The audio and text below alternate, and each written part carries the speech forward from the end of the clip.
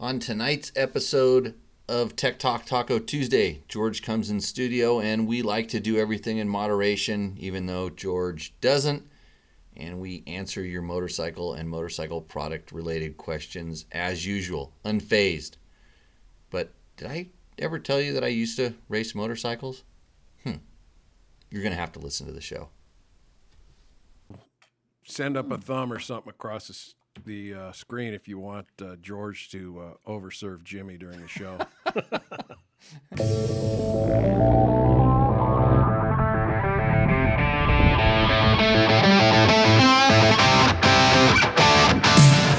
Live from Pahrump, Nevada, the Valley of the Dirt People, it's Tech Talk Taco Tuesday with your hosts, Jimmy Lewis and George Justice. George is good. That was pretty good. You cut it off just right. Yeah. So welcome to the show again, and it's not the 200th John R. I'm sorry. We're 203 episodes into this, we'll call it the pod show. This awesome pod show where we talk about motorcycle and motorcycle product related questions. My name is Jimmy Lewis, and if you don't know, George, did you know I used to be a professional motorcycle racer? Racer, yeah. Okay. Which means, and professionals defined by what? You get paid, right? You get paid. Yeah, I had a race. couple good years, really good years. You had some really good years. I had some good years. I made some monies. I heard that. I read that in a history book, I think, in grammar school. So, I don't really like to talk much about myself on the show unless somebody else brings it up. But since I brought it up, I'll just keep going. Why am I sitting here answering motorcycle and motorcycle product related questions? Because I think you enjoy passing things on to people that maybe don't have access to that information easily, and you also do it pretty candidly where you're not a total shill. You know, you say what you feel, and that's probably why you're not a millionaire, because if you were a shill, you would have been making money just saying what people wanted to say. You've often said somehow I'm adverse to making money. You repel money. I see it all the time. I couldn't help it, but you want to know how I made really good money when I was racing? That back when I was racing, one way changing tires, yeah, $10 a pop, right? So I could go to the International 6 Days Enduros, which by the way I had. I don't like to bring this up all the time, but like, there's a reason there's 4 gold medals sitting on that. I saw those, and I should have worn mine. Really? I think it's in my trailer. Yeah, I'm gonna wear it one of these days, and we'll compare and contrast, because mine's like the size of one of those big watches the rappers wear. And I mean, I don't mean to poo-poo. I only have 4 of them. I mean, there's guys that have a lot. I got it. So on tonight's show brought to you by Yamaha, Moto, Scott Sports, Climb, DDC, Fasst Company, Bulletproof Designs and Double Take Mirrors, by the way. Trail Tech as well. Did I slip? Slipped out. That was the only one that slipped by. I was getting out of the corner of my eye. The only reason I have 4 gold medals is they were so easy to get. Like, I'm like, I got 4. What more do you need? I mean, how many do you need to collect? I decided to go do something else like rally racing, which was for me.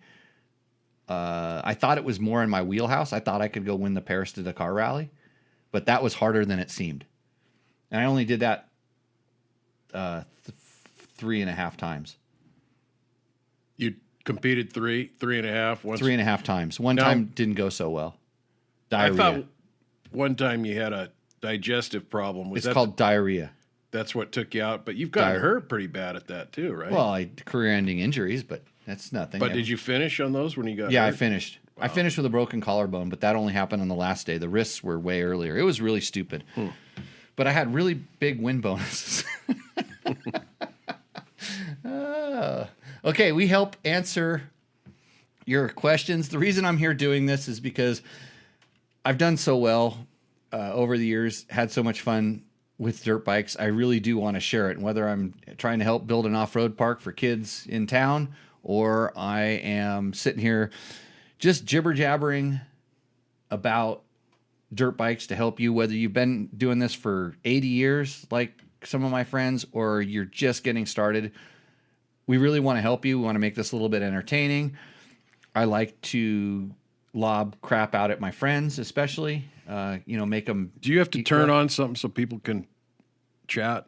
No, they're all there. They can chat on the platform. So if you're on YouTube or It just said Facebook, it's ready, but yeah, it's ready. But and Mark Daniels showed up a little late, and he's only having a Tech Talk Taco Tuesday. He doesn't even have his extra tea in there because he's not as cool as me right now. And I have tonight.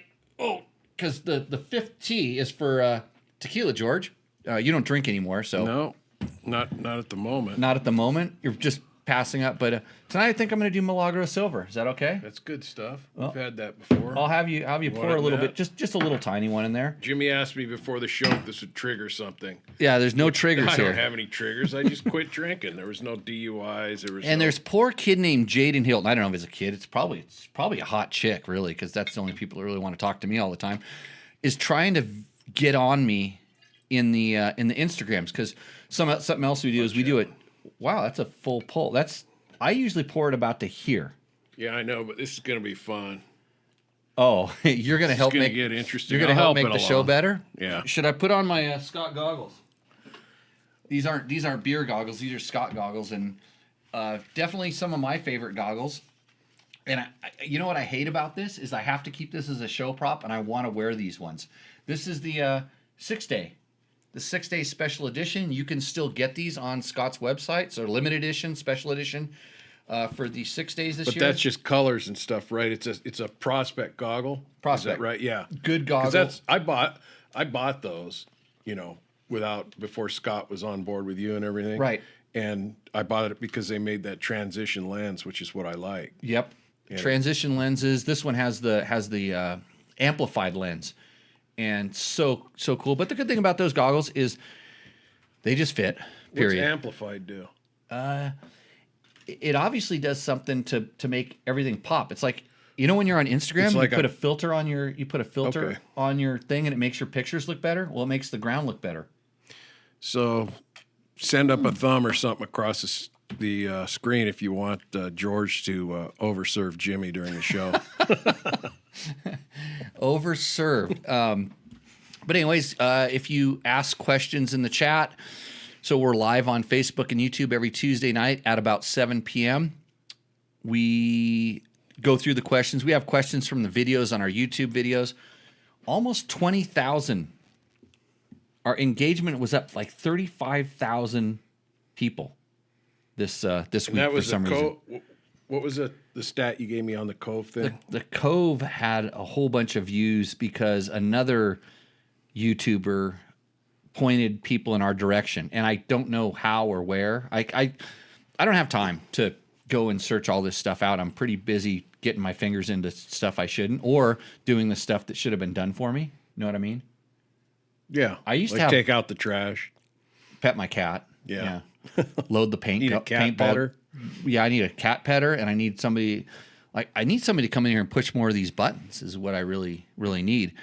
So I can push like these things.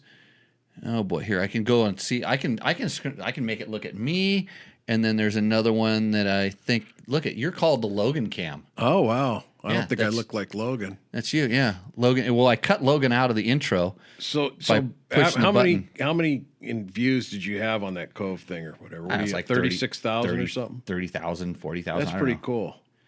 Only dwarfed by the 3 million views of the video taken by someone in this room, not Jimmy, right? Of the 1190 all-wheel drive adventure bike. It's over 3 million, I think. I should pull it up and look at it. It's pretty crazy. If you can go on a rant later on tonight and just start talking about something, I will call it up and find out how many people have looked at it. But it's like a. So here's how that worked, George. Just by the way, all-wheel drive adventure bike. I know you like to claim that you're a high-profile shooter now. You're video. No, that was just one and done. I took it. We took it out. Jim and I were riding. I stopped on that hill right where you did. And I said, rode watch this. I rode up to you and I said, hey, watch this. Why don't you watch it through the lens of my camera? So I handed him my phone. No, you didn't. It's on my phone. It's on your phone. See how you distort things in your mind? It's too much tequila. I only remember. You should try my program, Jimbo. I only remember what I need to remember. So how you need to remember. I said, here, shoot a video of this, and we shot a couple little clips, and I put one on the tubes of you, and it just took off. All-wheel drive adventure bike, I think is the hit on the thing. Yeah, search it. It still goes like crazy because people can't believe what it does. And if Steve Christini is listening, which, I think, did I pick the Christini as my worst bike ever? I think I did. I think I picked it. Yeah, I did. Not the Christini concept, just the one Christini. Yeah. Because when we went to worst bike ever, and by the way, Jay Clark over at Dirt Bike TV, you owe me your worst bike ever. Still, he won't say anything bad because he's not part of that generation, the everything's good generation.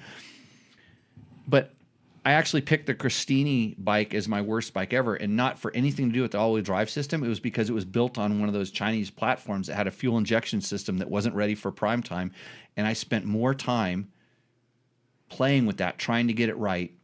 And we were constantly dealing with software issues and updates. And the minute we'd get it okay, they'd update to something better, quote better, because it actually had more sensors in it, and we'd spend more time working on it. And it was painful. I mean, it was good. But it was good to do the development for them and stuff, but it was just painful. And so my criteria for the worst bike ever was something that I felt should be so much better than it was, and that I spent way too much time working on. And in that, we were working on this video that I still could actually do if I wanted to. It was the advantages of a two-wheel drive motorcycle, all-wheel drive motorcycle. And so I have a Honda-based Christini, so it's a CRF 250X that has the Christini platform on it. And then I've had the all-wheel drive adventure bike, which is also the Christini platform. And so I have a lot of experience with this. And I kid you not, my Honda that it was based on, the ignition went out on it. We had to tow it back.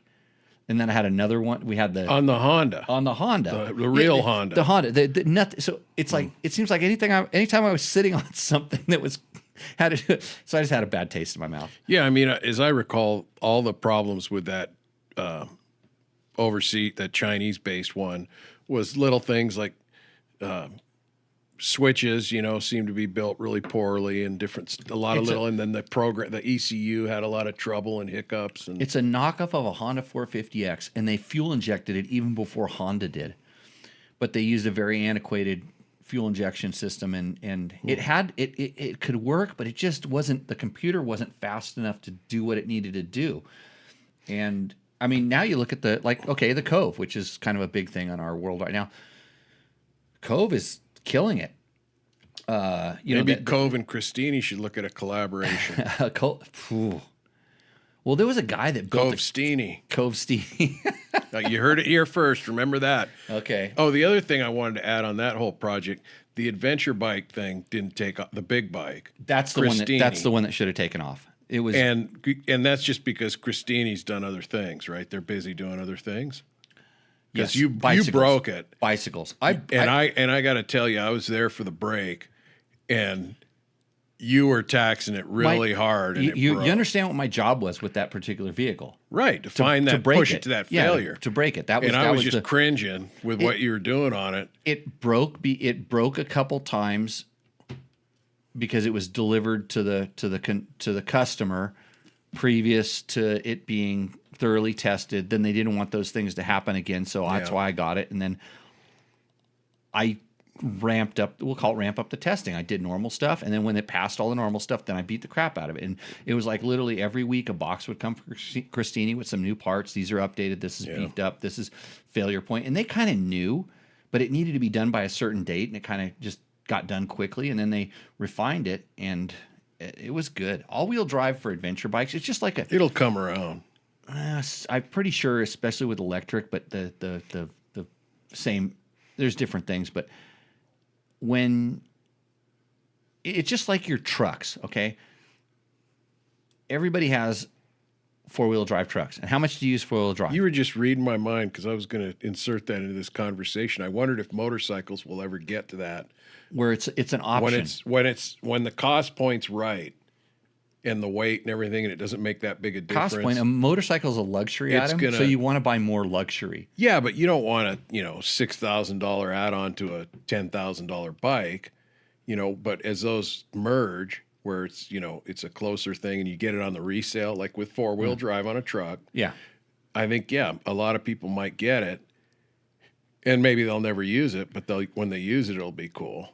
Okay, I fully agree. I thought there was some manufacturers that were going to jump onto it, but I think, it's a cost thing and a couple other things. And maybe with this electric stuff, it'll kind of come. And I think they're hoping that the electric will make it so you don't have to use the mechanical system, which you're going to have to get your electronics down pretty good, because if my experience with electronic sort of fly-by-wire anything so far that starts doing traction control sensing and stuff, if you think tuning like an ECU for jetting or something is complicated, you should work on controlling wheel spin, because everybody has a different thing. But if it's one-to-one, in other words, it's driving through a chain and sprocket, then it's a little bit easier. So Bill O'Neill says it's not he's not an influencer, but he's in charge of something. And then Dirt Bike, he said that he got the updates for the Christini, and it was much better. And Asher, who won our Rooster Endo a few weeks ago, has to go to Bible study right now. So you can restream it. Yes, my link you said won't refresh or whatever, so I don't get any of that. What? But that's okay. If I go like this, I can read those. Through the bottom of the But I thing. have to go through my transition bifocal things. Two-wheel drive is aberration. Is that text to speak? Says C. Marsh. I don't know. Yeah, you got to dumb it down for us third grade English kids up here. Okay, so the stuff we do here on the show is answer the questions. I'm going to shut off the live gram instas over here, because I'm going to be taking a call a little bit later from Trevor Hunter, who, by the way, got to ride this. You want to hit that button there? Yeah, I'm going to hit this button. Hold on, YZ. Oh, why did I have YZ Action? He got to ride that. So, yeah, end this now. And then, I got an award again. Ding. Yeah, continue. And we'll do this. So, yeah, Trevor rode the YZ. I wonder if he can talk about it. So, that's the question. A lot of times they embargo this stuff, and so we'll see what Trevor can talk about later on in the show. Other things we can talk about. Tenere 700, we're going to talk about some of that. And if you're watching this on the internet, you're seeing what I'm doing. But if you're not, then you're listening to the show. So that's the bike that Trevor rode today. Can you even show that picture? Yeah, we can show it. The pictures were released a while ago. What was it? It was a YZ what? YZ250F, the new YZ250F. So what's all that mean? Yamaha introduced a brand new 2024 Yamaha YZ250F. By the way, Yamaha Blue Crew, best bikes ever. Yeah, what's the F model? F is the motocrosser. Okay. F means 4-stroke. And YZ is YZ. If it's a FX, then that means it's an off-road one. And that's how they do it. So, okay. Want to get into these questions really quick? Let's start diving into some questions. So a lot of these questions come from our chat. If you've been participating in the chat, if you throw a question up in the chat, I will answer it. And but like Desert Adventure says, do you prefer clip or rivet master links? In all honesty, Desert Adventures, I prefer clips because they take a long time to wear out.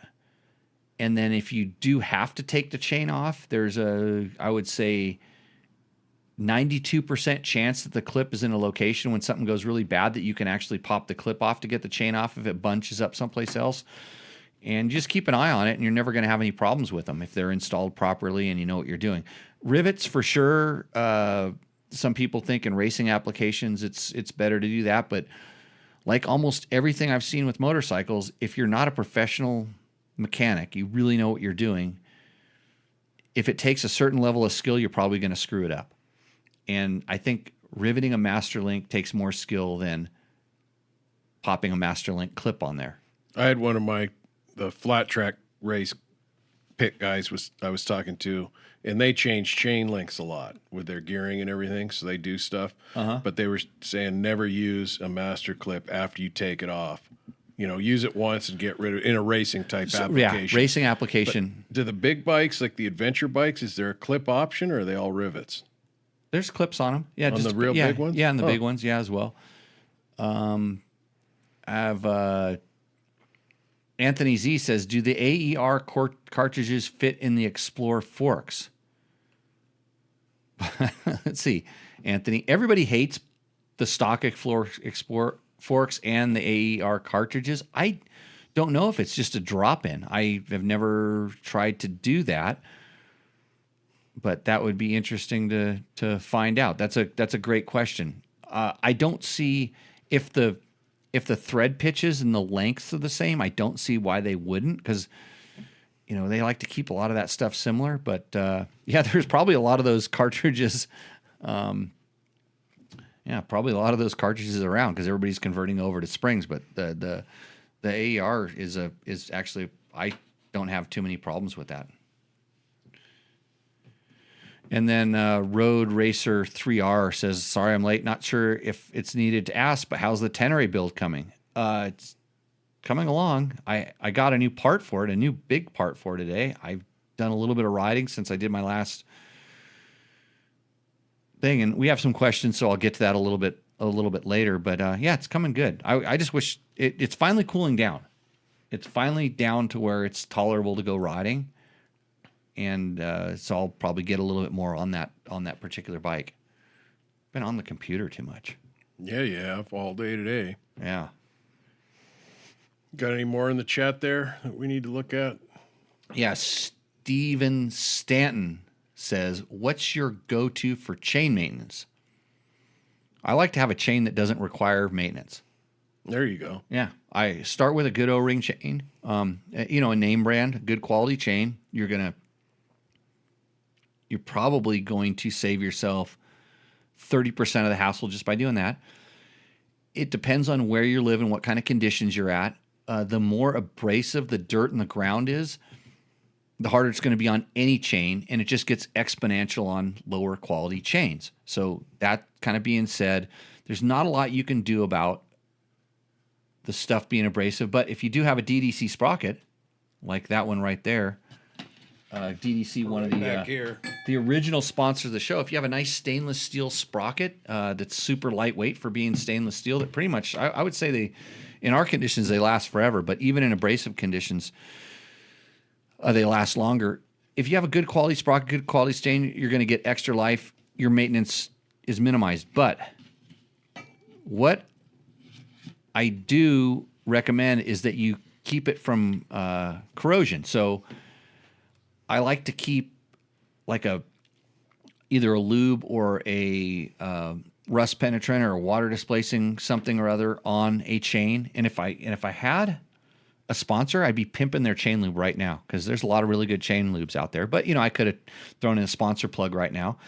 No oil sponsors here, so use whatever you want. Chain lube is better than no chain lube. Penetrant oil is better than no penetrant oil.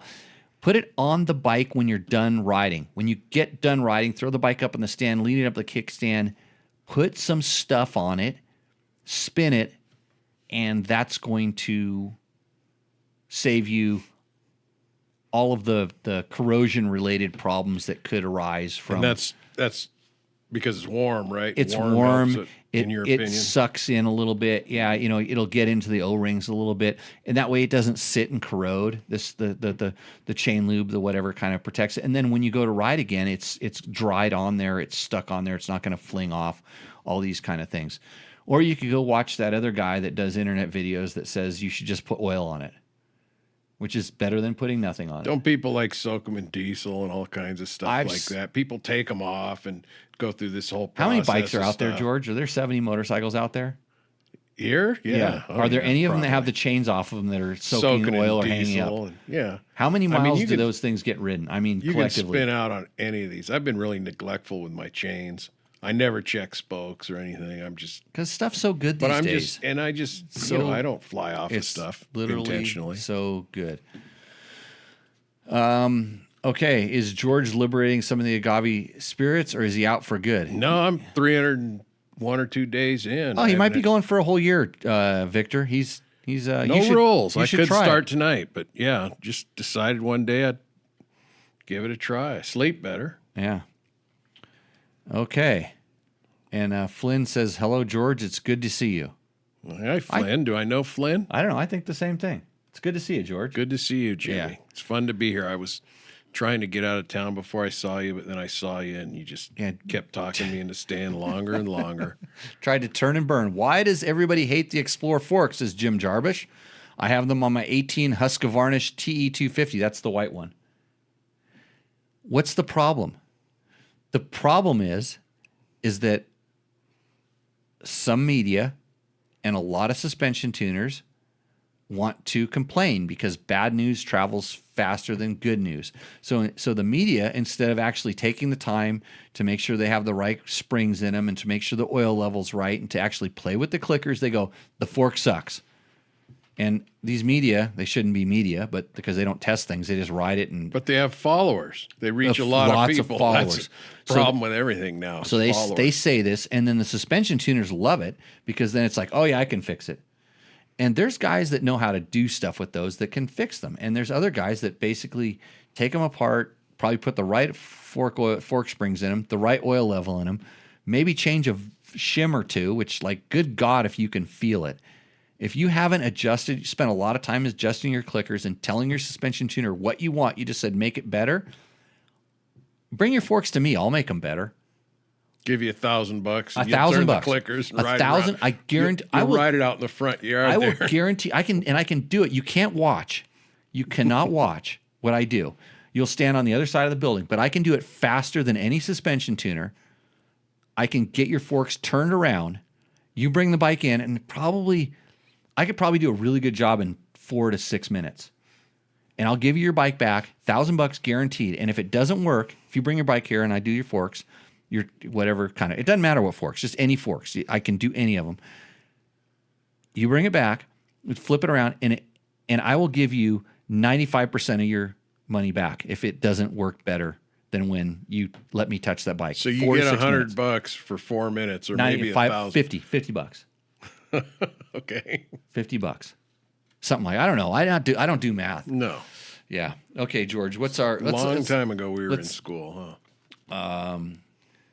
It's Brian. It's Brian Love is Flynn. You know Brian Love? Brian Love. I'd have to see a picture and put it into context. I'm terrible with names. Yeah.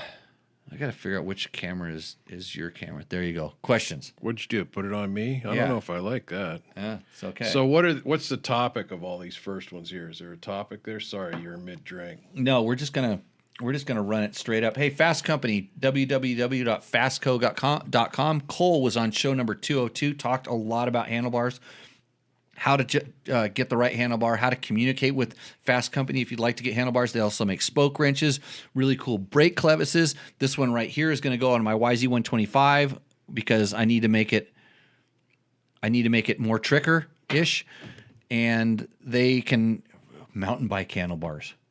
I wonder if Jim has mountain bike handlebars on his bike. He's I don't know, Fasst but Company guy. I got to tell you, the Recluse show and that Fasst Company Yeah. are even making me, well, one, we talked about it. I'm probably going to get a couple of those new Recluses and throw them in my bikes to try them. Yep. But listen to the Fasst Company conversation, I just never felt the need, so I never drank that Kool-Aid. Mm-hmm. But I might try them. I might fool around with it. You should. I actually just hop on one of my bikes that has it in there. Actually, Well, every time I ride your bike, dude, they're dialed. Take my 300. Just take my 300 and just go ride around the yard. Put it like in fourth gear and go really slow around the yard. And then take your 300 and put it in fourth gear and go really slow around the yard. And you'll be on the phone.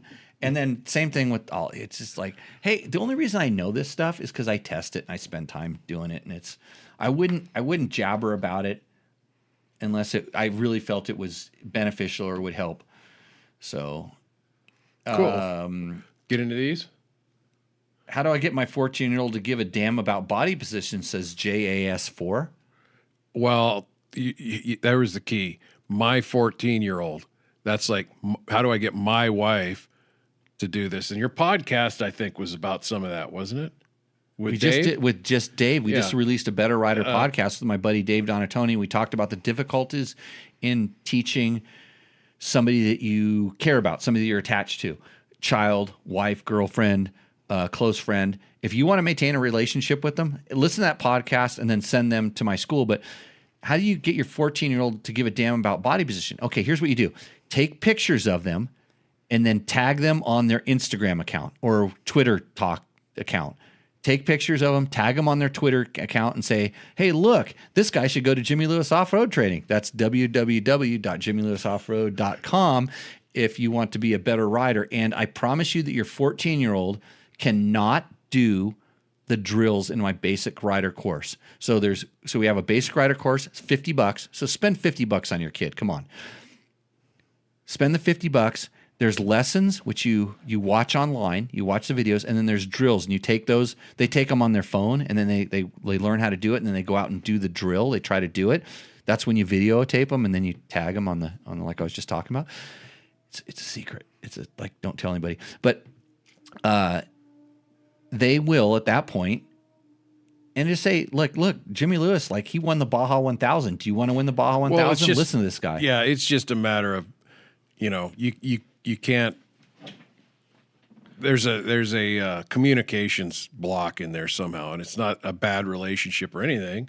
It's just, when we have, like, if my wife comes to this class, I'm not supposed to talk to her. I don't let you. That's one of the rules. I really separate husband and wives. And actually, Better Rider episode number 1, our very number 1 episode of Better Rider, it's me and my wife, and we talk about this. Yeah, because. I mean, and poor Heather, thinking what she had to go through. I mean, she's been with you listening to your nonsense. She was like 12 or something like that. I was allegedly, according to Racer X magazine at the time, one of the best motorcycle riders in the world. Best all-around motorcyclist in the world. I thought you didn't like to talk about yourself. Here we go again. Well, Let's you brought it up. Questions. You brought it up. And she didn't want to listen to how to be the best motorcycle rider in the world. Go ahead, fill it up, George. Just not like only half this time. So, anyways, yeah, your 14-year-old will give a damn about potty position when it gets him or her more chicks or dudes or whatever they're into. That's when it's going to make a difference, not because you think it matters. Send them my way. I'll straighten them out. I'm good for the kids. Going to make a difference when they have their aha moment and feel it. Something feels better. I don't like talking about myself, but I sure do like to look at myself. And when I have double take mirrors on my motorcycle, most people think that I use those mirrors on my dual sport bikes to, see what's behind me. But I actually face it at myself and just look at myself while I ride. That does not surprise me one bit. Go to double take mirrors. Just search double take mirrors, and if you need some of those suckers, give me a jingle on the internet somehow or another, and I can get you a discount code. You should also have a class on. My wife is in the chat, and she says, "Do you really want me to explain why I suffered all those years?" Yeah, call in, talk about it for a minute. Oh boy, no. It's so that she could put herself in the position to support me in the lifestyle that I've become accustomed to. It worked out for Jimmy. Sorry, Heather. Oh boy. Okay. Yeah. Hit another question over there. Okay. Two-wheel drive stroke. 6 days ago. When I started riding last year, I never would have thought that I'd enjoy an hour-long show on the intricacies of a clutch. So he too is talking about that Recluse show. So that's pretty neat. Right. That's sometimes if you get into it, if you geek out on this stuff, if you want to hear about who's looking good and who went fast and stuff, then this isn't the show for you. But if you have a good technical question and we try to make it entertaining, thank you. I appreciate that. I know Mike does too, and hopefully they come back for some little bit of advertising to make this show work, because if it wasn't for companies like Trail Tech, for instance, we were putting up Trail Tech survey for the new Voyage. They're working on a new GPS unit, and they wanted to know what riders felt about that. And so they reach out to us and say, hey, can you share this information? And you can participate in product testing just like I do every once in a while. Yeah, I've been waiting to try one out for about 3 years. All you need is a ram ball, buddy, and I can clip that thing on there. And then we can do buddy tracking, George, and then that way you can I got ram balls all over those bikes. Hey, next question or comment. The 9000, 6 days ago. Idea for show segment, because Jimmy solicited that, wondered in the 200th episode. A ride area mini review, i.e. Wasatch Range, Hatfield, McCoy, Octillo, even even if you have personally not been there, spend 10 minutes talking all about the destination for riding. So why don't you spend 30 seconds right now talking about some epic destination of riding? Oh, you're not going to get any of that out of me. This is something I fundamentally disagree with. No, just generally in an area. No, you don't have to rant about that. Nope. No. The East Coast. Nope. That's not too. No. Here's my thing. This is the thing. It's so easy to share stuff. Like I'm sharing knowledge freely here, and because I want you to make something better. But everybody and their brother wants to know where the best place is. You know where the best place is? It's where most people are not. And the minute you share that, the minute you give it away, you say, "Oh, I got the," and you might just want to tell one of your best friends or maybe two, but one of your best friends, like you're all my best friends. It's the only reason I'm talking to you right now. All four of you. You're going to take that information and you're going to tell 10 other people. And then two of those guys are going to tell everybody. And all of a sudden, the best area is now overcrowded. It took me work to find out the places that I go riding. And when I go to an area that's overcrowded, I don't go back there because it's overcrowded. I go find a new place and I don't talk about it. I don't share it. You should pride yourself in finding good areas and then make sure that the people that go there have earned the right to go there. In other words, they have either put work in on trails at other places. They're smart about this. They're not just going to toss up their track logs onto the internet and say, "Go look at all these bitchin' trails and whatever." So this is like you don't want to invite a bunch of consumers. You want productive people to show up and be good members. You know, it's just like when you go to a shooting area, and I promise you that 90% of the people that are shooting, maybe 95% of the people are shooting, pick up their trash and they're good, decent people. But it's that 5% that give everybody a bad reputation, and then they get kicked out of areas, and then the new shooting area goes to crap, and it just. I'm just a consumer, Jimmy. Most of us are just consumers. But no, I've heard that rant many times here before, and I get it. And so why don't I talk about areas? It's just for that. Number one, I want to set an example. It's a principle that I believe in, and I would love to share the places that I get to go and ride. And sometimes you get to see them through pictures, but I hope it motivates you to go out and find those spots on your own. And if you spend as much time as I do riding in shitty areas, I ride a lot of crap to find where the good is. And as much crap as I've ridden in, because some places somebody said, "Oh, this is a great area to ride." And I kind of went along with it, and I went there, and like, well, guess what? 8,000 other people found out it before I did, you know? And I get invited to go riding in a lot of really cool places, in unbelievable places, private property, just different areas, places that you dream of riding. I get invited to go there because I won't talk about it. So I'm going to call that national park syndrome. This is why I hate going to national parks now, because they're just crowded with idiots trying to, it's like 405 traffic going through Zion or Yellowstone. But I get that. But yeah, I'm not. You know what? You need to have places for stupid people that are consumers to go ride. You need to have those areas, and just leave them there. Well, they're OHV parks. Let the animals. And the people that want to look at the animals go to the zoo, and then you go over to the nice wildlife preserve where you can watch and participate. Me because you've been talking for too long. Talking too long, yeah. Okay, at Dean Simmons 4101, my 22 YZ450FX has a hard time keeping up with my fan with the Tusk lithium battery. I hate push starting my bike. Thanks. On RMA TV, Rocky Mountain Adventure TV, the part number on the stator for the 22 WR450 is different than the box in your video. Just order it, ? So I got it a stator and flywheel from a 22 WR. It looks identical. The flywheel has a different part number than the stock one. How do I know if it will produce more power without installing it and trying? I expect more lightning coil posts. Can you mix and match regulators with stators? Yes. So there's he's talking about a post that Trevor did, I believe, and I'm pretty sure. Don't quote me on this because I didn't do it, but I think the WR flywheel has more magnets in it running around a similar stator. And that's what's producing the extra power. I don't know if the parts are the same or different. I don't know. But if you mix and match those combinations, you get different power outputs. I don't, and I'm not a physioelectrolyst or whatever they call those people. So can you plug like a high output stator into a regular regulator? To a certain extent. And if you're drawing the power, it's not a problem. The minute you start trying to bleed that power off, it becomes problematic. But let's get back to the root issue. Is this thing, is it something he's doing to heat the bike up, you think? Or he says the fan won't keep up? No, he's you want to know how to make that fan turn off? Learn how to use your clutch. That's where I was going. Okay, yeah. That's number one. Just like, let's get to the root cause of the problem. But anyway, so Get a recluse maybe. It could. But usually people that slip their clutch all the time tend to slip their clutch even with the recluse in it because they keep doing it because they don't trust it. But if you want to, that fan running all the time should not kill a battery on a FX. I don't think that's what he said he had. It was an FX, right? Yeah. It shouldn't kill the battery on the FX.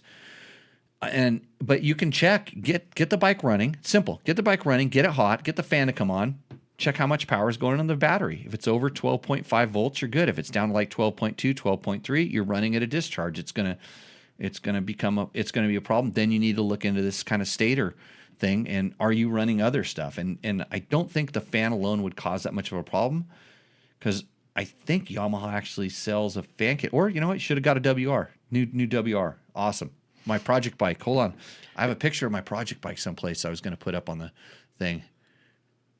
We'll figure out if I can find You this said stuff. something really interesting once about power and stuff like that. No, that's the new one. That's the 20. That's going to be the 24. You get to see that for a second, but I might put it up there. Doesn't matter.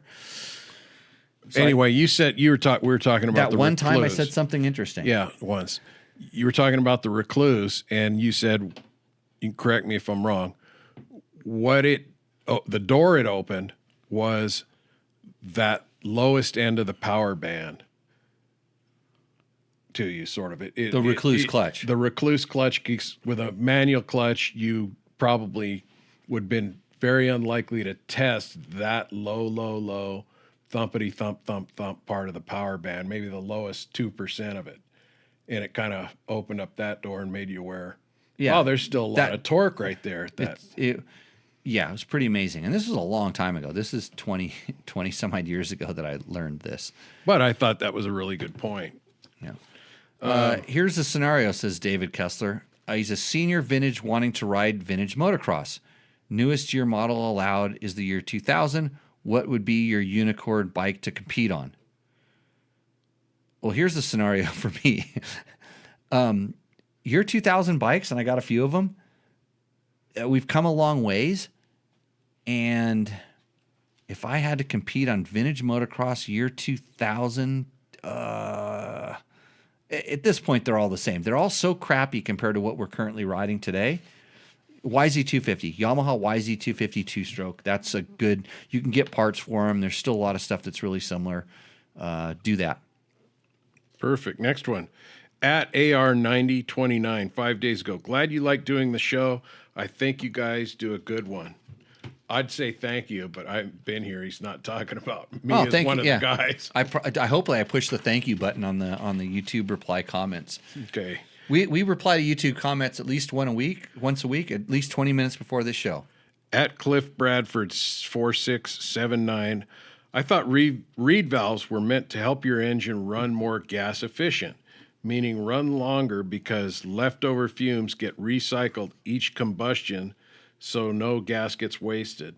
Since when did reed valves and I'm going to read this how he put it.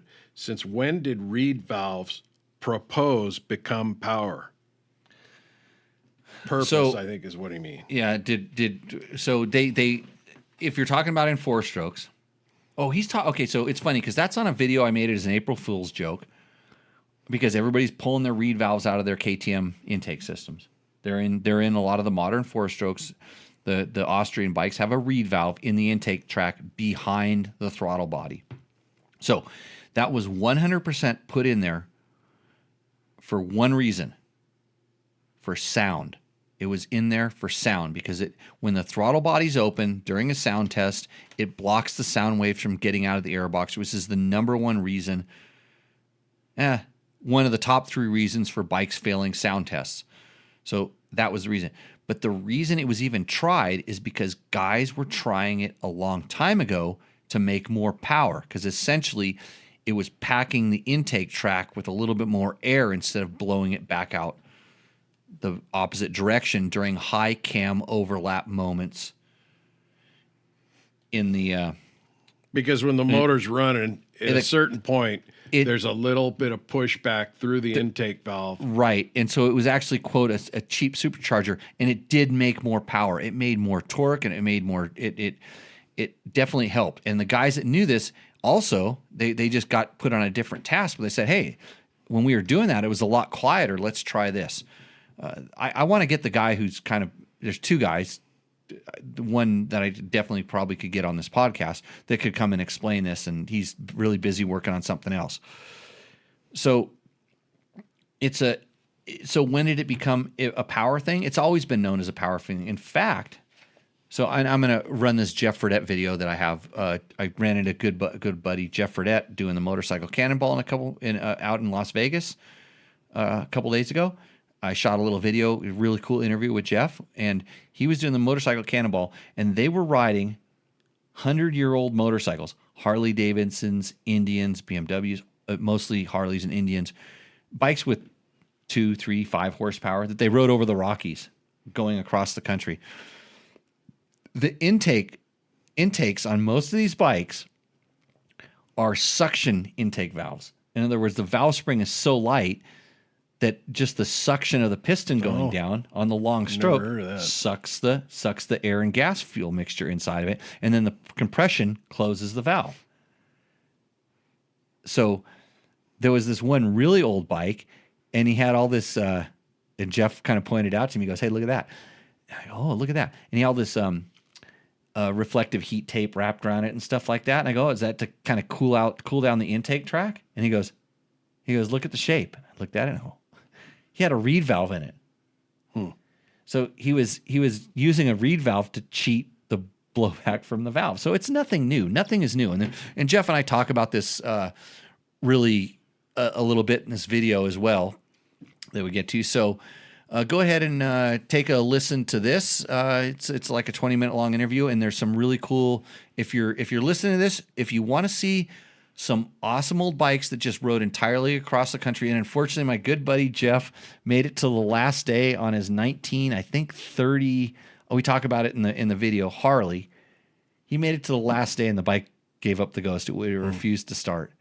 And This 20 minutes is going to play? It's going to play for 20 minutes. You're going to take a little bit of a break. Shut off my mic. You can take a nap. So I don't say something offensive. Oh, we can talk over the top of it. And then we'll come back and get to the rest of your questions. And so here is Jeff Fredette, multi-million-time ISDE rider, a mentor to me. The guy was the king of the KDX 200. If you ever want to know about this, check out Fredette Racing Products online. And here is Jeff. I'm here with Jeff Fredette. We are at the Atomic Motors, and Jeff is competing in the motorcycle cannonball. Yep. He was supposed to ride a motorcycle with 3 horsepower. Yeah, basically. Yeah, and but you decided, well, your 3 horsepower motorcycle blew up. Yeah, it seized up the rear cylinder. Yeah. So for those of you who don't know, Jeff has been racing motorcycles forever. I used to race with him back in the days. He has Fredette Racing Products. Yep. When there was a time when I was racing a KDX 200, and that was the place I turned to. I thought I knew how to make a KDX go fast, but Jeff knew how to make it. Well, not necessarily go fast. You know how to make it last. Last, exactly. That's what we do. And so, but I was always competing against you. I was kind of a young kid, and he was a lot more established. And he was doing what I wanted to do when I was racing. I wanted to go do the International 6-Day Enduro. Mm-hmm. You definitely had some experience doing it before. And then you continued to do it all the way till 14 was my last year. Actually, in Argentina was my first DNF at 6 days, the 34th one. Oh, wow. Yeah. That had to be painful. It was very painful. It was very painful. And actually, it was a day when, it was sunny desert, like what can possibly go wrong here, Silt? Yeah, went right through the air filters. We know a little bit about that. 110 bikes dropped out in one day. Wow. Yeah, that happens. Yeah. What bike were you on that year? The KX 450. Okay. Yep. KX 450, and I still got pictures of it. The air cleaner was 0.9 of a pound of dirt in it. Yeah, it happens. It's funny that, that's just such it's so normal for us out here. And I know in like 6 days when you're just running through special tests and stuff like that on trails, especially when you're farther back with, in the club riders and stuff, it's just a silt rut. Right. There's no getting out of it. And it just went right through the air filter. Yeah, there's oils that'll stop it, but those oils will also plug the filter, and so it's kind of it would have been better if it plugged the filter than let it go through. Exactly. So tell us what you're doing here. So we'll stick on the 6-day stuff. Okay. Yeah. So in 15, they needed somebody to organize all the pits and all that stuff and that. And I had already been working with the team loading the trailer up to that point before that when they moved the team trailer back to Toledo, Ohio. Right. When the Mastons took that over. So in 15, I went over, for support, prepping the trailer, inventorying the trailer, all that kind of stuff. Then in 16, they needed another technical person to go over because Mandy wasn't going. So got my son involved, and he's been going ever since. And okay. We really get into supporting the team. So and this goes all the way back to what Dave Bertram is doing, the Ride to Win fund. Yep. And I just say my timing was pretty good with when I went to 6 days because there was some interest. The magazines got interested in it. Of course, I was doing a lot of photo modeling with magazines. When I found out it was 5 days of trail riding with the motocross race at the end, that fit what I wanted to do. Right.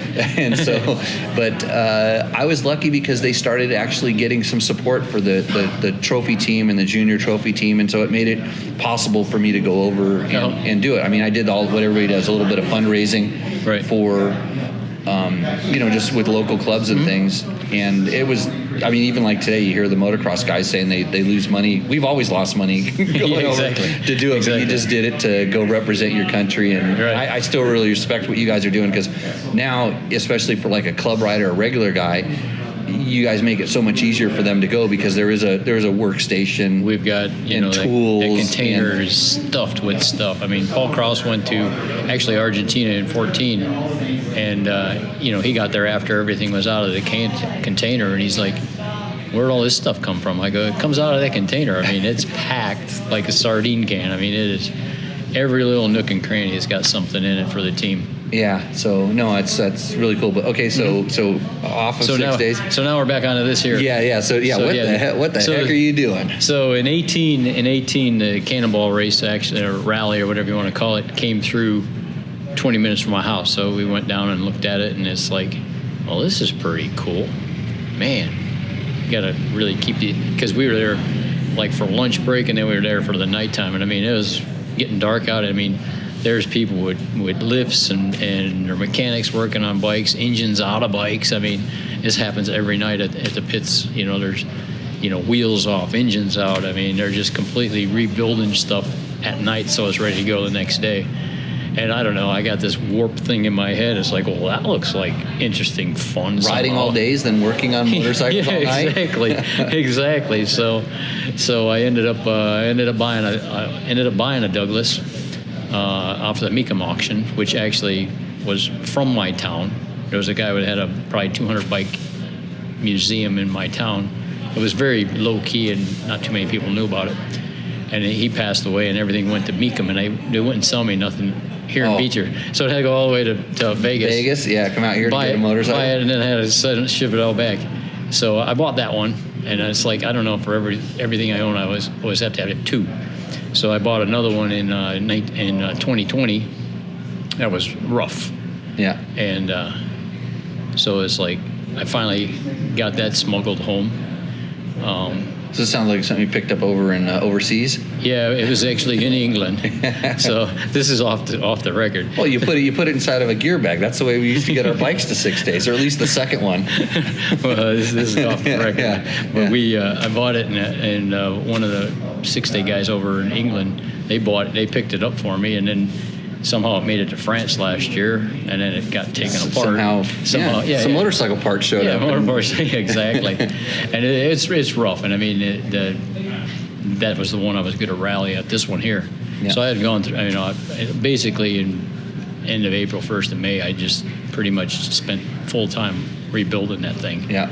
So I had a lot of time, and especially like last 2 months, it was a lot of late nights, early mornings, and to have the thing break on this Saturday before I was loading it, it's just like, ugh. How many, like, I mean, because you guys are riding across country, so it's 3,000 miles, I guess. 3,800 miles. 3,800 miles. This rally is, yeah. And so how many miles had you put on it previous to that? Since I got it done like on Thursday before we were loading up.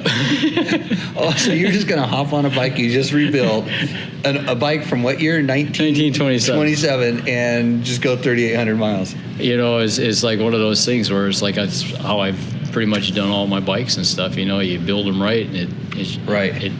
But you're also talking more modern stuff, and evidently, I guess it's kind of more notorious for the rear cylinder and those things to lock up because it doesn't get as much cooling and stuff. Yep. So I had roughly about an hour on it before I actually took it out on the road, and it seemed like it was running really good, and then all of a sudden it just. And how fast is that? You said it's not quite 3 horsepower. Yeah, I don't know how it would have done on the hills. It doesn't have pedals, does it? No, it don't have pedals. No, those pedals. It don't have pedals, and it's actually a pretty frail motorcycle because it's, the different countries in England they sold it by the horsepower. Yeah. And the weight. So this motorcycle was 2 3/4 horsepower, and under 200 pounds. So the tax rate on it was lower. Yeah. Than the next size bigger bike. So this whole motorcycle only weighs less than 200 pounds. Wow. I mean, I could physically lift the thing off the ground. And what were you expecting the top speed to be? Well, the other one that I had that was already kind of rebuilt, but it would have never made it anyway. I had that thing up to like 50 miles an hour on the flats. Oh, wow. Okay. So, I mean, it's cruising. It's got a 3-speed transmission and stuff. So, and first gear was fairly low. So it's like, it's like one of those little Kubota tractors and stuff. They do it all with gearing. Yeah, exactly. Because we're walking around looking at some of these things, just point out some of these bikes. Some of them have pedals, the Indians with pedals on. Yeah. There's things like total loss oiling systems, intakes, valves that suck. They don't even have an actuator. Don't have a push rod, right? Yeah, they suck in. It's just crazy. And you think anything's been done before. No, they've probably been doing it. And guys are literally still rolling in. They have till 6 o'clock to get here tonight. Yeah, it's it's 5:19 and they're still rolling in. And how many tires are you going to be changing tonight? I got one to do tonight for sure. Hit a pothole. It's on a trailer, I guess. Interesting story. When I really got to know Jeff, where I really got to know and appreciate Jeff was in Germany at ISDE, because you were on the trophy team at the time, and I was probably just a club rider. Okay. And you stuck around when we came in, and for who knows what reason, you came over, and I was doing my first tire change. Remember the FIM tires, the original with the big things, with the big bead of rubber on the outside, and they were so hard to change. They were literally hard to change. And you came over, and I got down on my hands and knees and was doing what I normally do, and you came over and said, "Hold on, whoa!" And you literally were going to coach me through doing the tire change, and we do them exactly the opposite. Like you start or finish at the rim lock. You finish at the rim lock. Nowadays, I don't. I just start on the tire. Yeah, you start on the tire. So I think back then, you finished at the rim lock, and I started at the rim lock, and then my whole process and everything, and then the tube was offset 180. Where they put the tube in inside. This is back before Moose and all that stuff. Right. But it was really interesting. You came over and you really wanted to help, and you're really being super helpful and stuff. But it was like I was doing it all wrong. and halfway through, I think I started to change. Like, I said maybe I should listen to him. I mean, this guy's done it more than me, but I still really remember that vividly. Remember kind of doing that, and then luckily I kind of snapped back and said, "Hey, look, go with what you've practiced. Go with what you know." Right. And I think you realize that too. And then you're like, "Okay, yeah, you're doing good. Yeah, you're good." And so, but now he's changing tires on 100-year-old bikes. They think I'm crazy because it's like at the riders meeting, it's like, because I did the chase 2 years ago, and this guy spent all night trying to find a dealership that would change his flat tire. So I told Jason, the guy, the organizer for it, it's like, "Hey, if you ever got people that need a tire change, I'll change it." He goes, "What?" He goes, "Nobody wants to do tire changes, And I'm like, Well, I love changing tires. They're pretty easy. I mean, if you learn if the you know the technique, basics of yeah. it and all that stuff, which I've actually learned. I've done 2 clincher tires already this week. Clincher tire. A clincher tire, which is completely different than tires. I mean, it's actually the bead on the rim. Actually, like we got the dish and the drop center and all that stuff. Yeah. These things the metal just wraps over around the side on both sides like that, and then the tube is made to fit in there. And the tire's on the outside almost? No, the tire's on the inside. Yeah. But it's inside there, and it's got such a big lip on it that it's almost like the rim band and everything is all made into one. And there's no bead in it. There's no metal in it. Oh. So it's pretty stretchy? It's pretty floppy, yeah. Yeah. Because it doesn't have a drop center. And then they put 50 pounds of air in it to push that tire. Well, it sounds like a tubeless system. Tubeless, the new tech tube. Yeah, kind of, but not really. See, nothing's new. Exactly. Nothing's new. But I guess, I haven't heard of too many of them blowing off the rims. But usually what happens is they blow off the rims because if it loses pressure, what's going to hold it?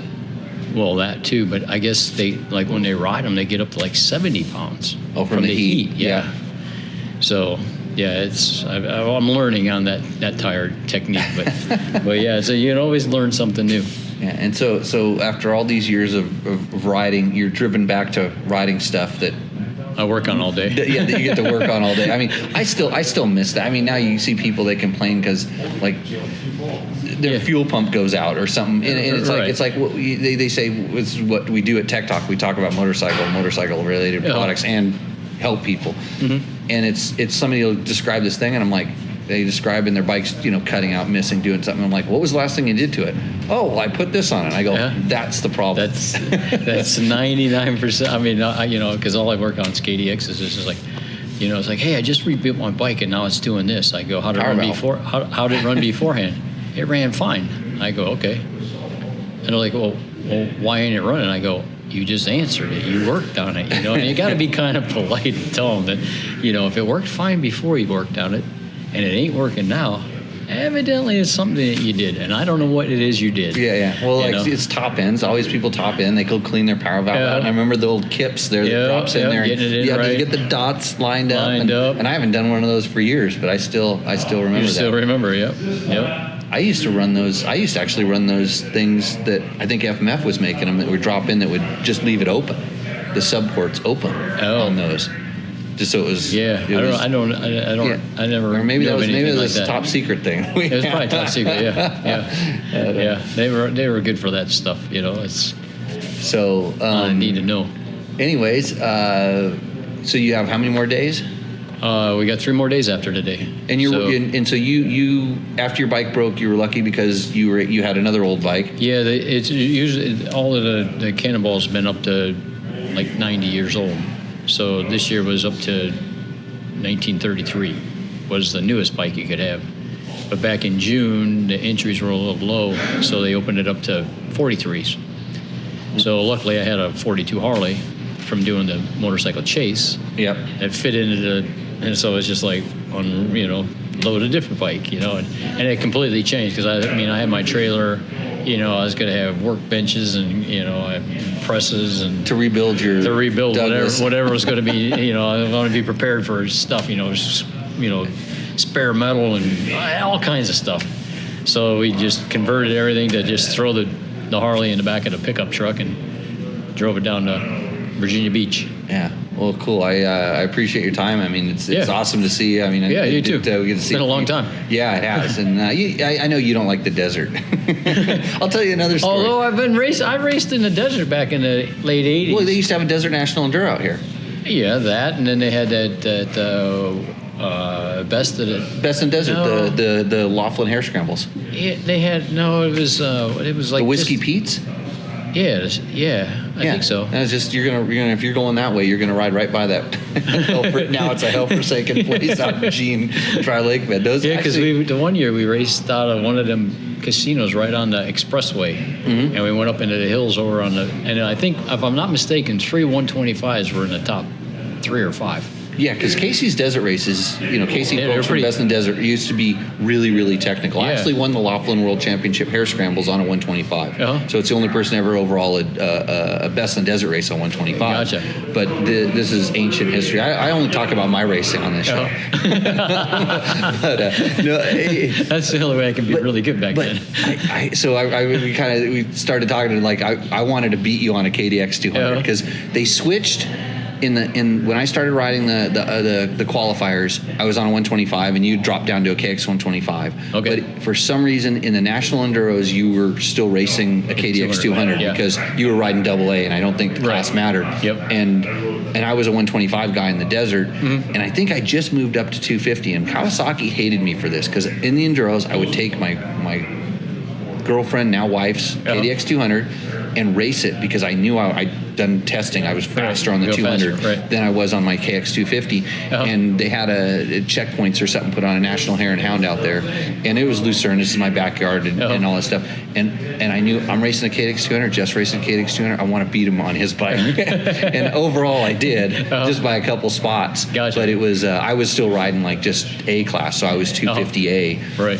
But anyways, that On a was 200. on a 200, and you kind of had to come and check to see if I was on a 200. But what a great bike. And so you're still doing Fredette Racing products? Yeah, I mean, that's all. Summertime stuff is all KDX stuff. Yeah. I mean, it's all KDX stuff. I got a couple, like Parts Unlimited still sells a lot of my parts that I make for all bikes. Yep. So they do the chain guides and the wrenches and stuff like that. And then in the winter, like I remember the wrenches, man. Yeah. You were early on making those multi-tool wrench things. Yeah. And it was one of those things where back in the day, back in the early days, I mean, we just welded shit together, and just call it a rider's wrench. And then a buddy of mine got a laser, and it's just like, whoa, I got exactly what you can make with that stuff, So started going to that, but and then like now when I get back, I'm going to do probably about a month worth of dirt bike stuff. And then I switch over to building nice tires. Okay, yeah, because that's another thing you do, ice racing and stuff. Yeah. So it'll be an all hands on deck because I get home. Basically, I'm home for about 3.5-4 weeks, and then I go to Argentina. Yeah. So it's like still in the sixth. Two more weeks of not being at the shop, and then come back and have to hammer and jammer. And I will tell you, the last time I actually raced with you was with National Enduro. I went back there for some KTM thing. We were riding bikes, and I was probably on whatever the best KTM was at the time. And you were riding the KLX 450. It's KLR. KLX 450. Yeah, when they built the KX. Right. The off-road The one. off-road version. Yeah, that was like 07, 8, something like that. Yeah, you kicked my ass. I have no idea how many minutes, how you, on that bike, on that, how many That was minutes. an awesome motorcycle. Yeah. I mean, Well, it's like, I always thought it was a really good bike too. It just never kind of got where. It never got a good rap. Yeah. Yeah. Because it was kind of, they said it was heavy and stuff, but it was such a user friendly. Yeah. I know, buddy. Easy, smooth to ride power. Yeah. There's a lot to this. That year when they came out with that, my buddy's like, the guy I raced at home all against, he's always trying to beat me. He goes, haha, you got to ride that this year. Well, that year I rode the 450, I rode the 200, and then I think I had a KX 250. I rode, the 4-stroker. Yep. I rode all 3 bikes, and I still won the district riding 3 different kinds of bikes. But he thought for sure, you got to ride that 450. I'm going to kick your butt, Nope, it didn't happen. Well, right on, Jeff. Have a fun last couple days on the road, and it's been a lot of fun. Yeah, good to see you. Catching up with Thanks. you. Yeah. Bye. The defending champion, the all-new Yamaha YZ450F.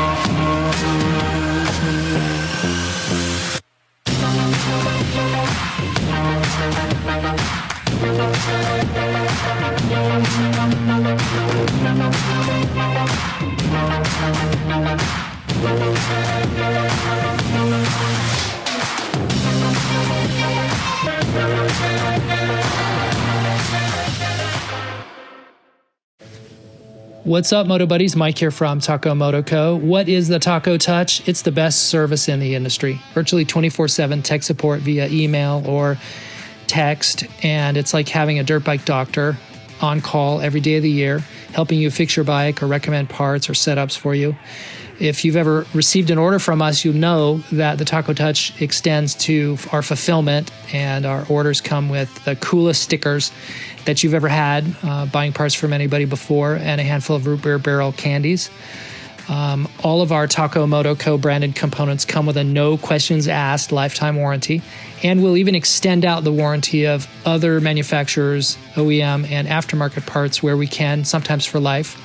We test and tune endlessly and exhaustively and obsessively. We're trying to destroy everything that we can before you get your hands on it, to look for weaknesses and to improve it, or to make recommendations to the manufacturer. And if it's something that doesn't meet grade, then we don't offer it on the store. Everything that we carry is something that we have personally used, tested, and ridden and raced, and knows meets the high Taco Touch demanding standard. Go out and get some adventure.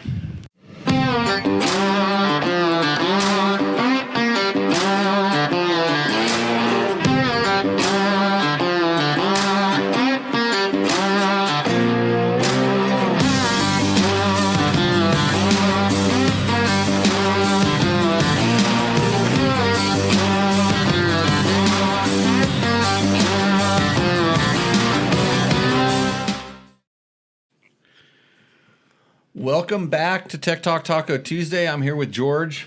George is on the George mic. Yep. If George were smart, he would actually, position his mic to show his sticker. What sticker? Your sticker. They're everywhere. It's on the side, yeah. Yeah, you can, I got one here. Yeah. Maybe we should auction this off live. You think somebody gave me $4.99 on the they did a YouTube donation thing. For a sticker? No, just because I gave I don't know, because they like the show. I auctioned that sticker off for $1,000. It went for $1,000 at a fundraiser in a frame. Oh, that was you framed somebody. Is what you framed did. one, but yeah, You framed. Oh, it was a setup, but we got him. You framed somebody. So Tech Talk Taco Tuesday. That was an awesome interview with Jeff Fredette. If you are just tuning in, Jeff Fredette is the world famous KDX 200 guy. Has been to a million ISDEs. Lots of history there, and was doing the motorcycle cannonball. I ran into him in Las Vegas when they were coming through, and that was our little interview. Did we lose everybody? Are we still alive? There's no Victor's people. got to be out there. He's just drinking or something. Why would this you do time of that? night. Yeah. So we're going to have Trevor come on a little bit, but George, we're going to go right back to the questions from the YouTubes, the internets, wherever they come from. People leave us comments if you like it. Push the like button or whatever you're supposed to do to make us more internet famous. I'd like to see us get to 20,000 on the YouTube. So subscribing. And don't forget to click through dirtbiketest.com and click on the Rocky Mountain links and all those Amazon links and do that. I know, because everybody's bikes last forever, and I don't sell a lot of parts. Sometimes I forget, but then I always try and go back and order my stuff through that. So yeah, cool. Doesn't cost me anymore. Nope. Okay, Steve Smith, 756. 2 days ago, lots of my buddies like the 22 more than the 23. Just ask Dylan Ferrandis. So he's talking about the YZ450. I don't know which comment video. So I hopped on the 23 and I instantly liked it a lot more, but I didn't have a chance to play around with maps. And I know if I could play with maps, I would like it even more. And the racers are all head cases and they're all particular, and their bikes are not even close to stock. I mean, they might start out stock or close to there, and then they go off in these directions. But if you just look at the Honda Sierra 450X, for instance, it was all those years, it was that carbureted, bike, and then they went to the new one, and a lot of the high profile guys did not like the new bike. And so there was a big, it was kind of, it's just what you're used to and what's comfortable. And trust me, you regular person, this is coming from a high level racer, Somebody told me that I should talk more about my racing accolades here, so that people. That's what you ought to do. Watch the numbers drop off there. They already dropped off because you said that. Anyway, they dropped off because I said that. Need to ring the bell. Well, it's every time you say "I used to," we ought to ring the bell like or the something. Or count the meter. Yeah, so hey. You don't want what those guys are racing. You really, really, really don't want what those guys are racing. It's not for you. And don't believe it. It's, some things maybe you think better, but trust me, we just did a test on a Yamaha TTR 230 play bike, family bike, fun bike, full play bike, air cooled, 4-stroke, carb rated, all this stuff. It is heavy. You want to know all the beginner rider said? Felt stable. It's stable, and it felt light, and they could turn it. Where the bike that they were also on, a TTR 125, didn't turn as good and wasn't as stable, and it's way lighter. So when we're splitting hairs at this level, so yeah, go ahead. Hey, I'm going to plow through a bunch of these. You and Dylan Ferrandis, go ahead and ride the old bike. Actually, Dylan doesn't have a ride right now that we know of. At Paul Coverdale, 8312, must be talking about the Cove or Cove. Mm-hmm. It was a Chinese Dakar bike that done so well. They decided to put it out on the open market. Here in the UK, they are gaining a real following. 1, they are good. 2, the fuel. It's 8 gallons for you guys in the States and 31 liters for us in the UK. Looks like it's going to be a giant killer from the reviews before 2024 shows here in UK and Europe. Enjoy, guys. All right, David Walker, 5795, 19 hours ago from when this was printed, I guess. Can you compare the vibrations of the Cove versus the T7 at highway speeds? Old guys here sensitive to the buzzies. Let me say, I'm going to guess you're talking 2-cylinder, 1-cylinder, right? The 2-cylinder is going to be smoother. In all honesty, I didn't ride the Cove a ton on the highway, but when I did, it was not noticeable between the two bikes. You're feeling more vibration from the tires being out around, the knobby type tires, things like this, than you are from like buzz or vibration. That Cove was actually pretty damn good on the road. I mean, surprisingly, and it didn't seem like it vibrated. There wasn't like the buzz or engine vibration you would kind of expect at normal speeds. If you started running it up into the 75, 80 mile an hour range, yeah, I think there was a little bit of vibration, but that's not where you should be riding that bike. I mean, if you want to go that fast, when you start going 75 and 80, you're looking at an extra cylinder, you're looking at some bigger displacement. Now my 640, I think, buzzes and vibrates pretty good. It starts from the minute when you start it up. Yeah. It's funny. You can put it on the side stand and it'll actually walk away. Yeah. Bikes today are not even close to that. Not in that. Yeah. Okay. Yeah. No, good. Okay. 2 UZFE 4x43, publicly subscribed 7 months ago. 7 hours ago, would you take this over the Cove for a one size fits most? Everything from commuting to desert to longer adventure rides, dirt and single track, even night desert race maybe. What's he referring to? Would you take this over the Cove? He's talking about a Yamaha WR450. I'm pretty sure we may have answered this one before, but the minute you say race, just take the Cove out of the equation. Unless you're going to do rally racing, unless you want to spend a little bit extra money on setting it up. Cove is a adventure / dual sport bike. Light adventure, light dual sport, we'll call it. It's a great bike, not a race bike. I rode it like a race bike, and it bottomed out, and it was like it's heavy, and all the stuff comes to the front. Don't do that. They sell a race one. I don't know how much different it is because I haven't ridden it. But yeah, once you start getting more competition, yeah, go with a bike that's set up for it, especially the Yamaha WR450 that I have, and I'm working on a thing. Okay, at SLFYSH, Slayfish or something. Slayfish, I don't know. Slayfish. Publicly subscribed a day ago. Wow. Been a long time follower. It's crazy that you publicly subscribe because everybody else subscribes in the closet. Because they subscribe in the closet. 6 hours ago. Oh, you edited 6 hours ago. Fair to judge after riding it, but the description of a perception of being junk is not an unfair bias, but based on experience, ! All Chinese bikes, caps, have been comparative junk. Chinese making better bikes helps us all, forcing competition to up their game. Just Correct. A comment. We don't even need to comment on it. Nope. Snooper Motor 7234 4 hours ago. Tyler, hey, wait a minute. Hold on. Carrie says it's $2 for the sticker. $2? Yeah. She's going to bid $2? No, I mean, she's selling them for $2. Oh, okay. Does she have a stack or something like that? Oh, they're all over the place. Yeah, I ordered like 500 more, and then I found 200 or something. Okay, so hit up Carrie on Facebook, and she will take care of your needs. Actually, speaking of that, these T-shirts, I'm 2 days away from having my form done, and Mark Daniels can attest that it will take some time, but I will get you these shirts because this podcast it's on life support. It's barely working. I don't even know how much ad dollars we have coming in.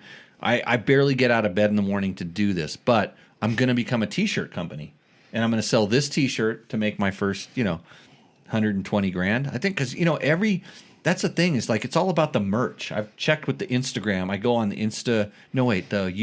I go on the you influencers forum, and they say you got to have merch. So my merch store is coming. Check it out. Yeah, like the stuff Ricky ordered. It was all Ricky Barback or Ricky something. Barback, yeah. They got the R and the A mixed up. Are Anyway, those for sale? I have one. They might be limited edition. Limited edition Barbecks. Barback shirts. Yeah, I'll auction that off too. Okay, good. Hey, Yeah. at Snooper Moto 723. That guy ruined my life because Snooper Motor or Barback? No, Barback did because I used to be like the highest placing American at Dakar Rally. That's a big rally race that I did. People sometimes, like the old guys that remember this, but like he did better than me, and then I'm like nothing. Yeah, but you're the guy that So helped him there. I don't like to talk about it. As you age, I can say this from experience, you just got to let the kids take it over. They're better, they're faster, they're stronger. They won't believe what Hey, if they put any real navigation, old guys did. If they put any real navigation in those rallies, like back in my day, back when you used to use the compass and the TikTok clock. And it wasn't just a glamping get-together. Yeah, where they all ride around in motorhomes and stuff. I mean, I could kick their ass. Oh, I'm sure. Yeah. Okay. Living in the dirt. At Snooper Motor 723, Tyler/Everride sent me. Great review. Subbed. So Everride reposted his co-review last night and gave so much praise to Jimmy and Matt. That's what Mark's telling me. Oh, cool. I like I said, if I could keep up, send me a direct link to this, like at the time frame or something, so I can watch it and just send me that, and then send me the ones that are telling me that I'm full of shit, because those are the ones Yeah, you'll read all that. We're humans. I'll just go straight to the stuff where they talk bad about me, and then I'll stew on it, and then I'll come back like a Tacosaurus Rex. I'll just attack them. Hold on. Come after me because I'm a motorcycle YouTube influencer. Okay, Thomas Caldwell, 184, 4 hours ago. Damn, it's like sitting down and having a chat with a legend. Thanks, guys. I'll take credit for that. Yeah, Thank you. I like to bring legends on my show. That's why George is here. Yeah. Yeah. I could tell you some things I'm legendary for. Simon. You have a gold medal. Yes, I do. Simon Lemaire 392, 4 hours ago. Any idea how it would compare to the AJP PR7? So are you familiar with that at all? I just Googled it. It's a knockoff bike or something. So it's a Portuguese built. It's not a knockoff. It's actually AJP kind of makes their own things. They use some existing parts and they piece it together into something. AJP kind of had what would have been a Cove. 5 or 7 years ago, they built this thing. Maybe not as much fuel tank capacity, but it sort of has the rally style. I've ridden one around very briefly. It was Lyndon from Seat Concepts. It was one of his bikes. It's extremely heavy, very torquey. I wouldn't say it's super performance oriented. The weight was very, very noticeable to me. Maybe more so than just making the bike stable.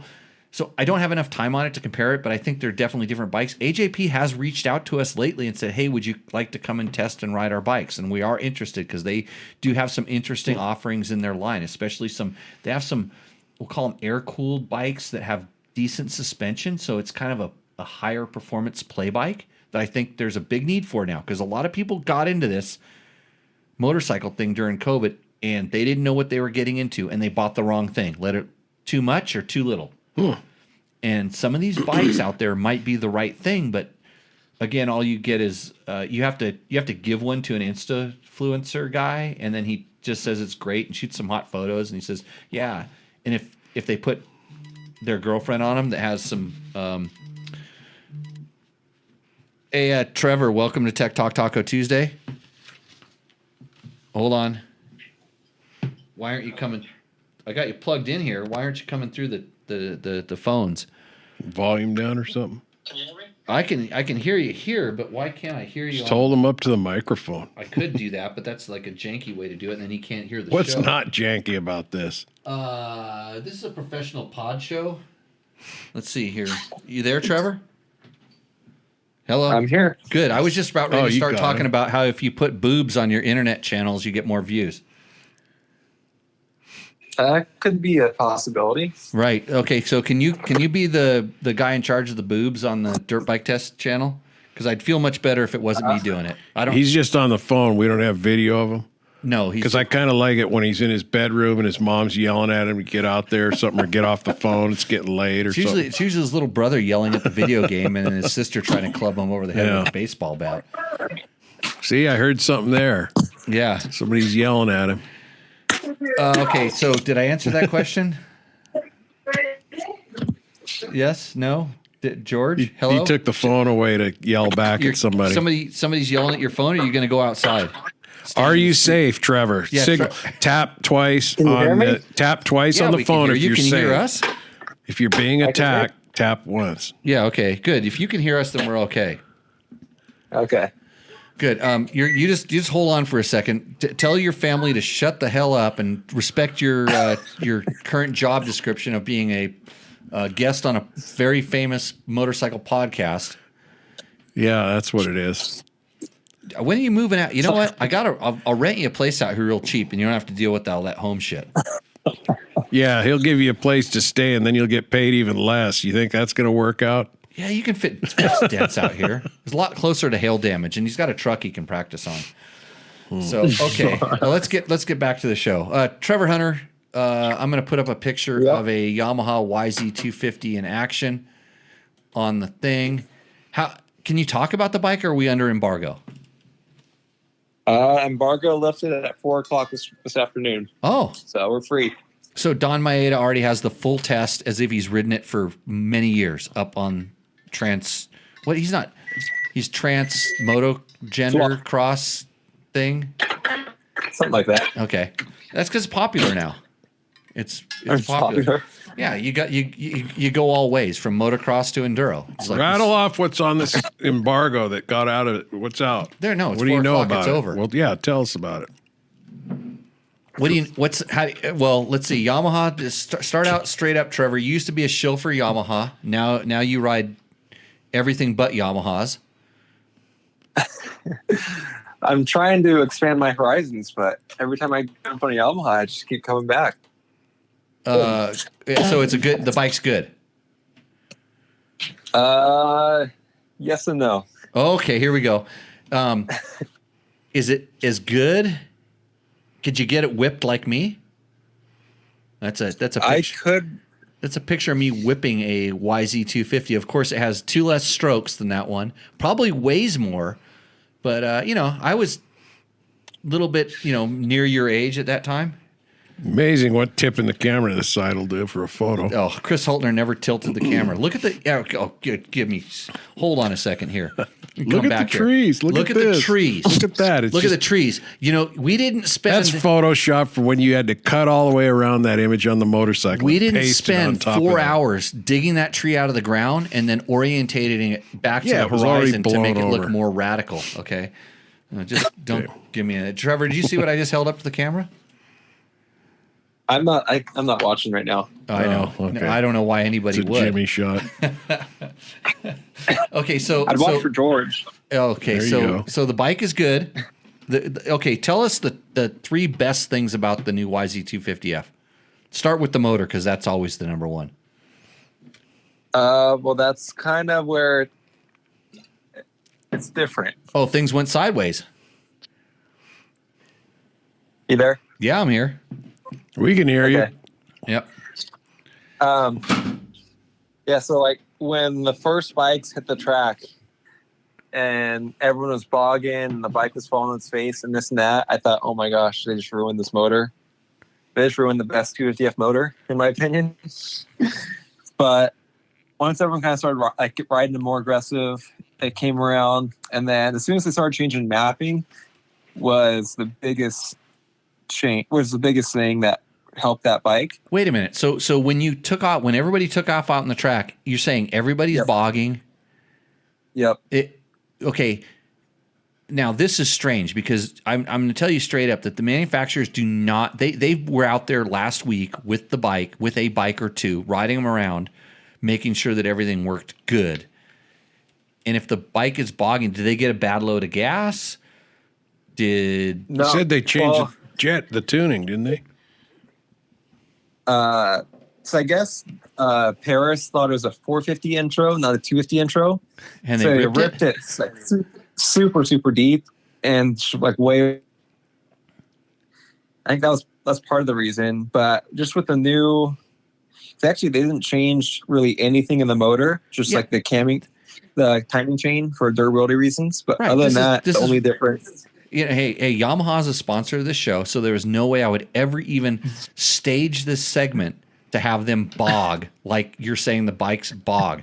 But okay, here's the quality. Okay, here's the quality of test riders that are out there, and you're included in this, by the way. It's like you should have said. You shouldn't have never said that the bike bogged. You said in the beginning the track was ripped really deep, which made a lot of the lesser test riders think that the bike was boggy because those pussies never ride 250Fs and they don't know how to turn the throttle farther. But us at dirt bike tests, we turn the throttle like it's supposed to, and the Yamaha with class-leading torque and power delivery was able to pull right through it while the other guys were like not knowing what was going on. That's your shill. That's your shill spill. Tyler Belknap was one of the problems. That's the issue. Tyler, does he know that I actually qualified for a motocross national before? He wouldn't believe that. Needs video proof. Video proof. There we go. Jimmy talking about his racing again. Tell us more about the bike. Okay, so the engine sucks. Now let's get on to the chassis. It's a new chassis. It's basically they took the YZ450 chassis and dropped the 250 motor into it. And of course, since you're putting a 250 motor in a 450 chassis, which nobody has ever done before, that's not a thing that they've ever done. But okay, so Yamaha did this because the 450 chassis is so good. And now since it's a big, heavy 450 chassis, it makes the motor suck. How does the chassis work? Because we all know that slow bikes usually handle really good. George overserved me tonight. Motor definitely doesn't suck, but chassis felt really good today. It corners really well. Feels a lot lighter, more nimble, which on a 250F I think is I value that more than like on a 450. On a 450 I probably would prefer a little more stable of a bike, but a 250F it's nice to be able to throw it around a little bit more. Yep. And so I we both really like the chassis today, especially out at Paris. There's a lot of tight corners and stuff. It's not super fast. So the chassis was definitely the highlight today. But going back to the motor, it didn't suck. It just I know. With the stock mapping. Yeah.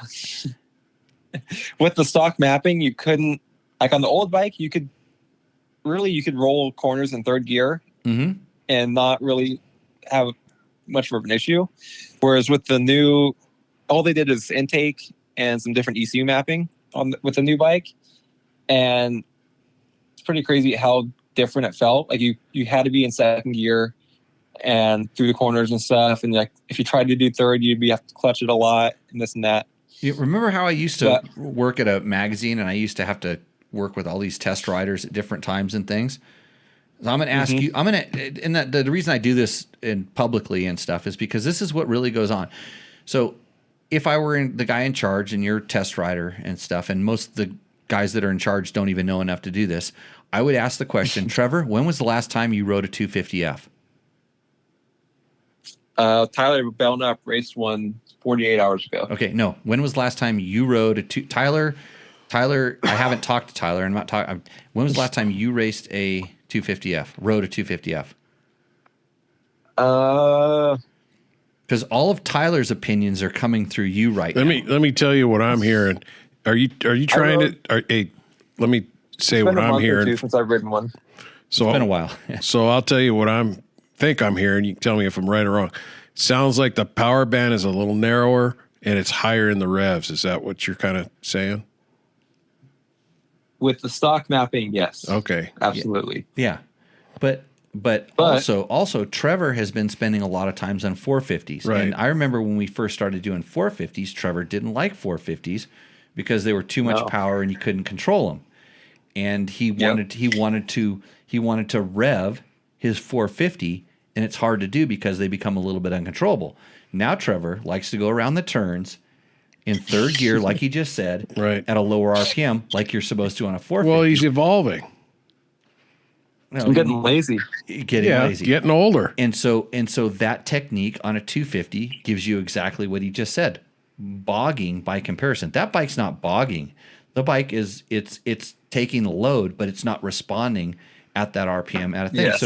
So what you usually do at that point, Trevor, as a highly experienced motorcycle tester and racer, you turn the throttle a little bit farther before you start, letting the clutch out. And he did that. Eventually. Yeah, it took a few more laps. He's not. But he's like everybody else. He wanted somebody to hand him a map that made the bike better. It's like, give me the Well, pill. yeah, that's what we live in. We live in the day. You get a pill, something hurts, you get a pill. Something doesn't work right, you get it remapped, you change it. But the suspension, Trevor, the suspension has to be perfect. It was pretty good. I made a couple clicker changes to the fork, but other than that, it felt pretty good. Right. No air forks, no nothing. Just good old KYB spring forks and spring shock. So if Dylan Ferrandis were to have to ride this bike, would he complain? Because we just had a question about this. I don't know. He likes to complain about a lot, it seems like, but The only reason I didn't show up at that intro today is because Damon Bradshaw was not out there. I wanted to come and hang out with the beast. Who was out there? Ryan Villapoto was out there. Did you smoke him? A wheel. I did pass him. I'm pretty sure we got on video. Oh, good. He might have been laid out in a rut, but I still passed him. That's awesome. So when do you have the riding impression done yet?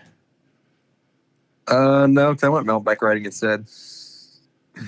Don Shows how Maeda probably committed I went am. mountain bike riding too. He probably had that thing done before he left the track, which he probably left at 1:00. Yeah, I think so. Well, he just told his slaves to get on it, and he'll see it when it's on the website. Yeah, making him money. But he's probably really nice to his slaves in person. Like unlike me, who brings I like to call you an indentured servant, and I like to bring you up on the show, like for a public lynching. But so tomorrow morning when I wake up, I can wake up to this awesome impression up on video on Dirt Bike Test. Possibly. What's Tyler doing? Possibly. Probably talking to his girlfriend or something. Yeah. Tell him important stuff. Yeah, he's gonna be going to AJP and gas intros if he doesn't kind of click it up. Those Top Flight Yamaha intros are no longer on the table. No. He should. He went to a Suzuki intro yesterday. Well, I know that's putting in the work, I guess. So do we have content on that on Dirt Bike Test, or do you have to write it all? Or his dad's writing it for him? I think Dad's handling that one. So, did they ride Ken Roxon's bike? They were not allowed to ride Ken Roxon's bike. But Motocross Action got to? Everyone except for us, I think, got to ride Ken Roxon's bike. I was a little disappointed in that. Wow. Even though I think we're probably the only media outlet that really does anything with Suzuki's these days, but well, that's okay. They didn't get the chance. Yeah, well, I wouldn't have stood for that back in my day, but you guys run it how you see fit. I wasn't there. I would have stuck on it. And Bill O'Neill thinks that the only way we can do any better is to put more boobs on our site right now. I mean, it might work. Yeah. So, okay. Well, thanks for that awesome ride report. Basically, you're saying that the bike is just so.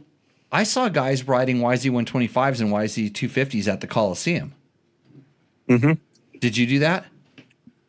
I missed that invite as well. Did our pit reporter get that invite? Logan? Yeah, whoever was there. No one showed up for us, so maybe that's why. What did he get? He got mugged on the way there. He had school. He said he had school. Oh, even though I think. Well, tell him journalism. Tell him he can drop out of school, move out to Pahrump, live here for pretty cheap, and I can give him a schooling on how to be a journalist. Okay. Yeah, just let him know. It's cheap. How to be a journalist. Super Monkey did this back in the day. He did it down in Mexico though, so I'm pretty close. I'm in Pahrump. You're in Pahrump. Yeah. Anything else to add about that bike? No. Once I like retrained my brain to ride a 250F and we played with the mapping a little bit, it got a lot better for me. It's funny because we put in a map, and then the motor felt almost identical to last year's motor with just a mapping change. So it's kind of crazy how it's something we already kind of knew, but it seems like a lot of people don't know is just how effective that GYTR app really is, and it's free. So you can make your motor run at the rev limiter and make all the power there, or you can make it almost like a 350 and make a lot of torque and bottom end power. So when people kind of quote started complaining, was Yamaha kind of ready with these maps? They had maps that were they knew. They had a Stevie map, which was already pre-programmed into all the bikes, and then they had another responsive map, which helped make it feel like last year's bike, already ready to go. Can you make sure? Can you make sure you take pictures of those maps and put those in the test? Yeah, so that people can kind of see what the changes are, because a lot of people I just want this map, but they don't even know what the changes are, and it's interesting to see what the changes are. Like one of the things I do on like the WRs, for instance, because you have a standard map and then you have a mellow map. And one of the things I do spend time doing is I try to make the mellow map the same as the standard map. And you can't do it exactly because there's underlying things in there, but you can change some stuff to get them similar, and then you sort of know the differences between the two, and it's like, oh, that's what it takes to make this one mellow. And then you can take that and sort of add those numbers on top of the standard map, and then you can quote make it in some way, shapes aggressive. And on the YZs, there's a standard map, and then you light the button up, and then you get an aggressive map. So the underlying base maps are actually a little bit different. Yeah, and on the motocross bikes, they're both the same, right? No. I believe that the underlying map on the light on mode, which is it's an aggressive map. So it has I don't know. I would have to check. You'd have to ask this, because there was a time when you push the button and it was the underlying map was always different. They weren't exactly the same, but they may have changed this. I would prefer that they didn't. I would prefer that if they were exactly the same, and then that way you could actually put two maps that are different in there, and you could feel the difference without some underlying stuff going on. I'll ask Stevie and see if maybe he would probably know. Yeah, that'd be good information. And if I'm wrong, please let me know and correct me so I can get that out there, because they have changed over the years. It's been different. But on my WRs, because WRs and FXs, they tend to have a standard and a less aggressive map, or they call it a traction map, sort of built in. And if the maps are all based in zeros now, then you don't have to do this anymore. But on the WR, for sure, with just the base maps, they're different. If they're all zeros, they're different. Yep. So, well, awesome. So it was just you and Tyler out there today? Just us two. Yep. So some call it the A team. The A team. The A team. Not sure what that means, but I'm sure Tyler calls it that. How's his race results been lately? He's been killing it. I don't know about that. Yeah, I know a guy that knows how to train people when they don't know how to ride very well, even though they think they do. Probably needs some George stickers. He may need some Jimmy Lewis training. Some George stickers. I'll have him riding around that circle till he pukes. I haven't seen my stickers in any of your socials, so George, I need some new stickers. Well, I tried to get some to you here not a while ago. Did you ever get them?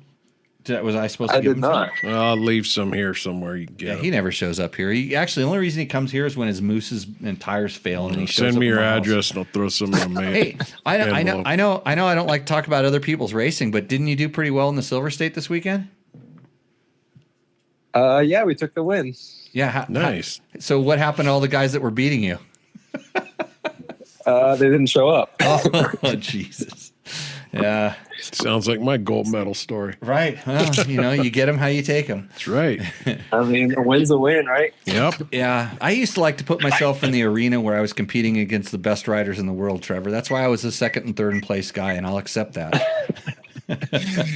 Well, I'll say we've made some progress on the 450X Honda, so that was nice to see, even though there was no one to race against. But. Did you take the swing arm pivot bolt out? Because that's what most people would think you should do. I mean, we didn't try that one yet. Or did you just start racing a Yamaha YZ450FX? That would be a dream. Oh, good. Yeah, because everybody's asking, how come Trevor's not racing Yamahas anymore? We're saving it to be nice and fresh for the 24-hour and try and go win that. The last year's YZ450FX or the new one?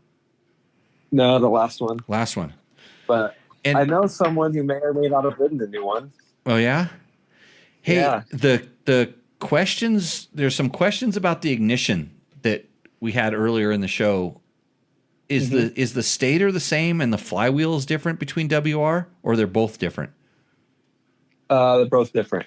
Then you evidently have the wrong part number on a box that you took a picture of in a test, according to one of our more astute viewers. Uh-oh. Yeah. Uh-oh. So it was on the YouTube comments. You might want to go in there I don't know, someplace they were asking questions about this. Okay, I'll go and check it out. Yeah. Do the homework. But anyways, anything else you'd like to report on this very famous, well-reviewed podcast? Quite possibly the best podcast about motorcycle and motorcycle parts that's on the air right now, being broadcast from sure, Peru. it's the best one right now. Right now? This location? From this location, Yeah, yeah. I'd guarantee that. Yeah. Anything else you'd like to pump out there? You want to list off your sponsors or anything, Trevor? We concluded the part 2 of our 450 shootout, and we have a winner. Dude. Okay, so you sent me, listen to this. So Trevor sent me like this kind of janky spreadsheet that he put together with like some numbers on it. It looked like a giant tie. Well, and it's the one of them said KTM. We had a KTM. We had a KTM. Who did, not from KTM. Yeah, who do we borrow this from? Because KTM won't give us test bikes anymore because they don't like Trevor.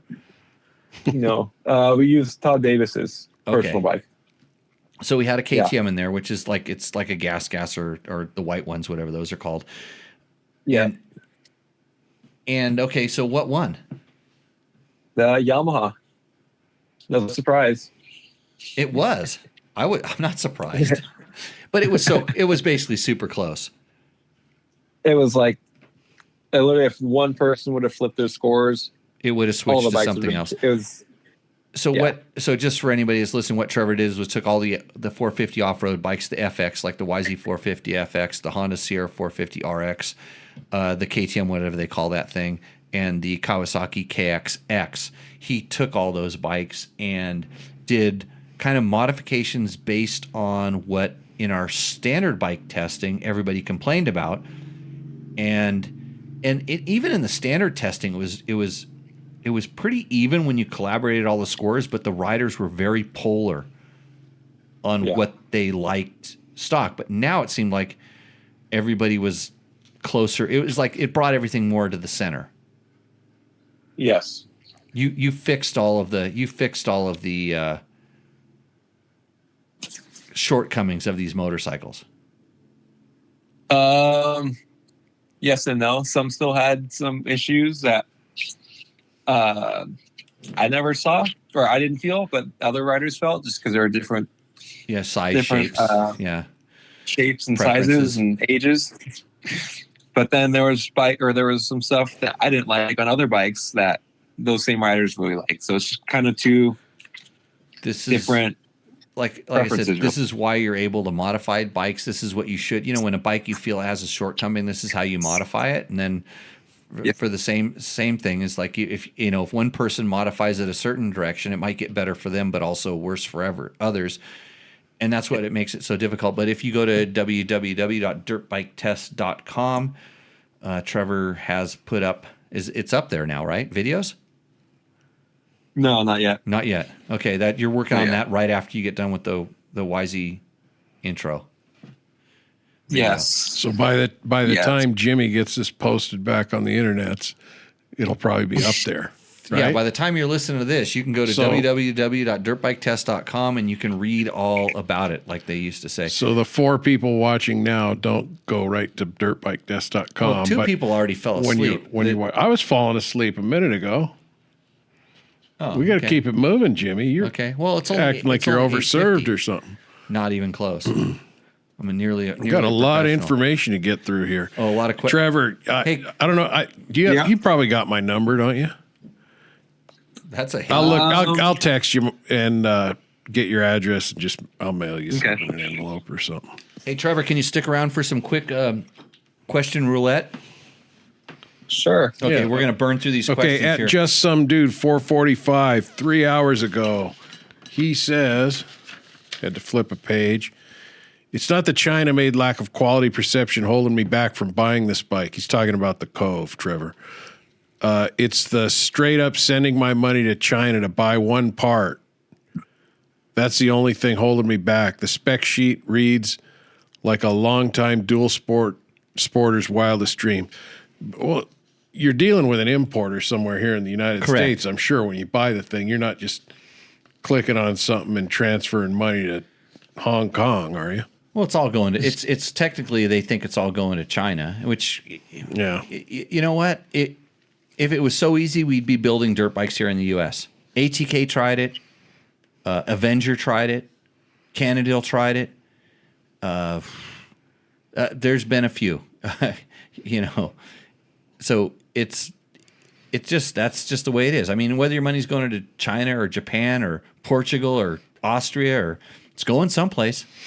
Okay, at DZNNF7, 2 hours ago, groundbreaking content here. Taco Mike and Jay have some competition. Who's Jay? Dirt bike test, dirt bike channel. Jay Okay, has great. competition. We're competition, Trevor. So your tech tip on how to keep your white grips clean is killing it compared to all that shit that Dirt Bike Channel puts out. Cool. MX Wizard, at MX Wizard, Hey, publicly I'm going to challenge you, Trevor, right now. Tomorrow, I will do a tech video. And I'm not going to tell you what it is, but I'm going to do it. And it's just going to be a quick little hit like that. I'll put it in the places or something. Mine will get twice as many views as whatever you do. I'll guarantee you that, and then I'll pay you double of what I pay you if it is not true. just put a George sticker in yours, Trevor, and you'll beat him. 2 times 0 is still 0. Yeah. Really? I didn't do math. Okay, MX Wizard publicly subscribed to you a day ago, 1 hour ago. He says, how does the power compare to the Honda CRF 450 RL? He's asking about the Cove. Actually, pretty similar. Maybe the Honda has 10% more. Okay, there you go. At Thomas Hashtag. Quay 9119, 1 hour ago. Some of this is probably just AI, huh? No. Responding. Do you think this bike would be too much for a rider who is new to off-road riding but has street experience, ? Or should I look at something more like a 300 dual sport? No, Is the Cove pretty high? Is it built like a rally bike? it's not that high, but yeah, it's a tall seat height motorcycle. And here's the thing with people that ride street bikes is they're so used to putting both feet on the ground because they're riding in this. They're trying to get your body in this this compact little zone. They want you packed into the center so that the bike handles better. Well, on a dirt bike, you don't even want to be touching the motorcycle when you ride it. You want to be hovering over it, floating over it. You want to be extended from the motorcycle. So that's why the seat heights can be high. And people go, I can't touch the ground. And I'm like, how much are you riding with your feet on the ground? That shouldn't really be a consideration. So, but if you know how to operate a motorcycle, you know how to work the throttle, work the clutch, you can operate brakes, you understand motorcycle controls, it doesn't matter what you're on. They're all going to kind of work the same. If the seat height is your problem, then it's a balance issue. You're tipping over all the time. You need to figure out how to work this. And if you're short, you're like your inseam, you need to learn how to get your butt off the seat. Like my wife is. But you might want you're talking to the my wife's 5'7", King of the at most, insane. maybe 5'6", and she rides bikes with 40-inch seat heights, adventure bikes with tall seats on it all day long. These are 500-pound motorcycles. She's not that strong. She's got bad knees, and she rides them just fine because she understands how to work it. So don't let the seat height scare you into something that you shouldn't be riding. You might have a ton of fun on a little tiny small bike. It might be okay, but don't be afraid of a bike because of the seat height. But with that said, for your question, I would say if you're just starting to get into off-road, go to jimmylewisoffroad.com, come get trained. But you might be more comfortable starting at a more traditional dirt bike than stepping into a heavier. I dare you to take my beginner riding online course. You take this, send me a couple videos of you doing the drills, and if those drills don't work, I'll give you your money back, all $49 of it. Period. Okay. You got anything on that, Trevor? Trevor's never taken the class, has he? He needs to come out and try it. He chickens out. I know. He thinks he's above it. I know. I need to take that beginner class. You need to just come out and take the regular class. You'd blow. It wouldn't do anything for like 3 or 4 months, and then you'll be riding and it'll go, oh my God, that works. Oh, holy crap. I've been doing that wrong all along. This is what happens, because this is what I do to myself. Wait till he looks over at Jim, and Jim's just standing there on his pegs where he stopped 10 minutes ago, and Jimmy's doing lecture, and Jim's just standing there, track standing the motorcycle on his bike without moving the handlebars at all. He's not doing the trials thing. Anyway, that'll go, oh, maybe there's something to this. Okay, RDISSSS KTM 69 public subscribed a day ago, 14 hours ago, he put. There's a pretty big difference between the old chassis and the new one on the 690. I guess in the U.S., the breaking point would be 2018. Same for the 701. I had a 690 2015 and tested my friend's 2018 701 with a Raid Rally Tower, and was blown away by how balanced it was in comparison. Okay. So I think, I don't know if they made a change or not. I don't know. I wasn't into that bike. I mean, it's got a great motor. It's actually really good at on-road stuff, whatever. I did remember when I rode the one up at last year up in Idaho. I rode the one with the big tank, the long range, the Husky, the 701 with the Husky tank. And I came back and I said, that thing works better than I remember. Remember I said this? Mm-hmm. I thought it was because they put that big tank on there and it changed the weight bias of the chassis. I didn't really get a chance to ride it aggressively and some other stuff. But yeah, maybe there's a change. But talk about, the thing is, you make the unicorn bike. You know what the unicorn bike does? It does nothing great at one thing. It does everything okay and nothing great. And that's what they're trying to do with that motorcycle. And it was right up in the front running for my worst bike ever.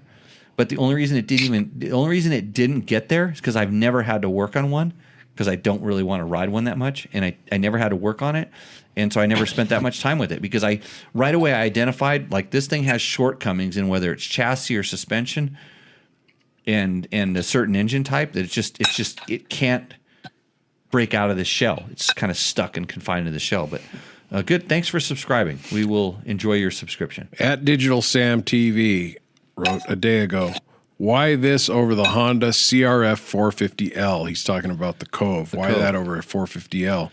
Well, fuel tank and all that stuff. About 4 gallons of gas. Yeah.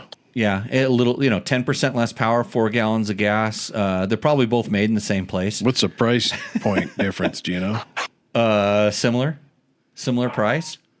Okay. Yeah.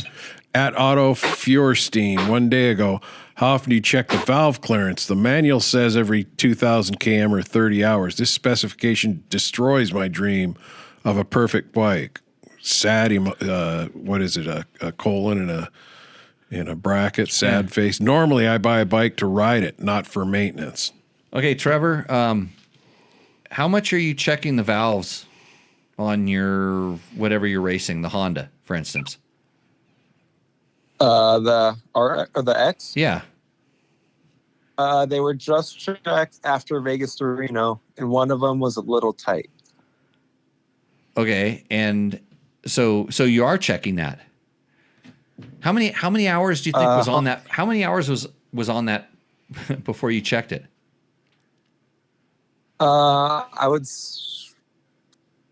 520, 540. Close to like 100 race miles. 100 plus race. another 100 test. Okay, 800 race miles plus another 100 test miles. So probably 1,000 miles wringing the neck out of this thing. Well, you might have, Yes. so maybe you actually checked it within the required specification. But like my 500, it calls for these kind of tolerances. And what do we have? 500 and something hours on it. And I took the rocker gasket was leaking. It looked like the what did Victor call it? The the donut fryer or funnel cake fryer at the LA County Fair. That's what my motor looked like. So I finally changed it. It wasn't even that bad.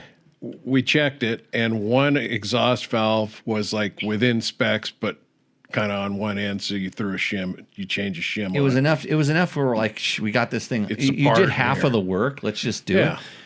Don't the manuals. That's never being checked. Yeah, I've got a bunch of them in there that I just rarely check. The only reason I check them if something starts going wrong, like they become hard starting or something weird like that. Start talking to you. Yeah, they make some noise or they get hard starting but I mean you really don't check things. You're racing them Trevor's racing them at the highest level. I'm riding the crap out of mine just for fun, and you kind of do it when you need to. But the manual numbers, if you want to, like, I don't know. It's just I don't think we rode it. So we rode it. I don't even know how many hours we put on it when we rode back. I never really calculated it out. Probably, let's see, 4. Well, I know one day was 16 hours, but we're talking there had to be 45 hours on it. I think at some point you never checked, never even crossed my mind. You raise the likelihood of a human error failure by opening and closing in motors more than if you just let it talk to you and go in there when there's a problem. Yeah. And engineers, like you say, lawyers write all those manual specs for the most part. And engineers like to tinker, like to do that kind of stuff and obsess over it, and that's fine, but you don't have to live by that. No, I don't. Yeah, I think it's more of, just kind of be smart. And yeah, the manuals, if you want to be super analytical and anal about it, go ahead. But just do what you need to do. Did you have more words on that, Trevor? He's busy stuffing his face with pasta. What are you eating, Trevor? No, some cereal. Cereal? Were you doing breakfast right now? So you can stay up all night and work on your Yamaha 250 test? Exactly. Where you have to describe the motor that, doesn't suck? Doesn't suck. Also, even like Jimmy, we rebuilt that YZ250 FX. And when I first brought it to you with like almost 80 hours on the thing, the valves were like perfect with 80 hours on 250F with a lot of that's hard riding and racing too. So I think the modern 4-strokes in general are just so good these days that it's really not an issue where it was maybe 10, 15, 20 years ago. Yeah, I'm sure all that, the alloys, the oils and everything else is just improved over the 1960s. Utah Desert Racer wants to know what the link is to the thing. Go to www.jimmylewisoffroad.com and just start clicking around. I don't know where it is. It's on the website. You just click things and it's search tool works really good. It says online courses. Yeah, search Jimmy Lewis Off-Road online courses and you'll get to the thing. And subscribe to the newsletter and you'll get the first hint of when there's going to be a class. We got classes. Oh, they're online. Yeah, they're on the website right now. We have classes, spots available. Trevor, you can sign up. When is it? October. Go to the website. Come on, Trevor. Put your spoon down. Like that, yeah. Put the bowl down. I'll be in the middle of the 24-hour, but okay. Then there's one on November 3rd and 4th or something. You can come to that one. At Dave Denitis 5 days ago, he says, to be fair, how many of the other brands are made in China now? A lot of them. Well, at least parts. Yeah. Quattro Bahina 89545 days ago. By the way, this bike was probably built as a rally bike aimed at Dakar from the ground up.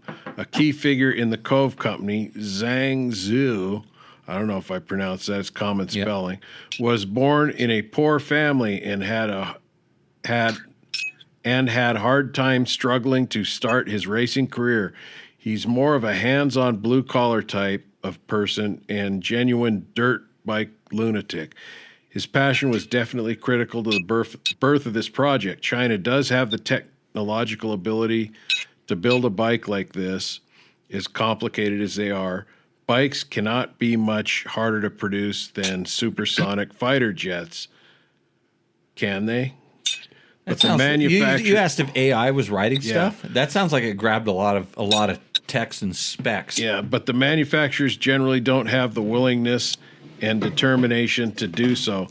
They also don't have the buying power of a nation that's trying to defend itself to build the fighter jets. They're selling it to consumers. So for me, being built, this is him again. This is Quattro, whatever, Bajinga Jang. Yeah. For me, being built with racing in mind largely explains why its quality reaches such an insane level.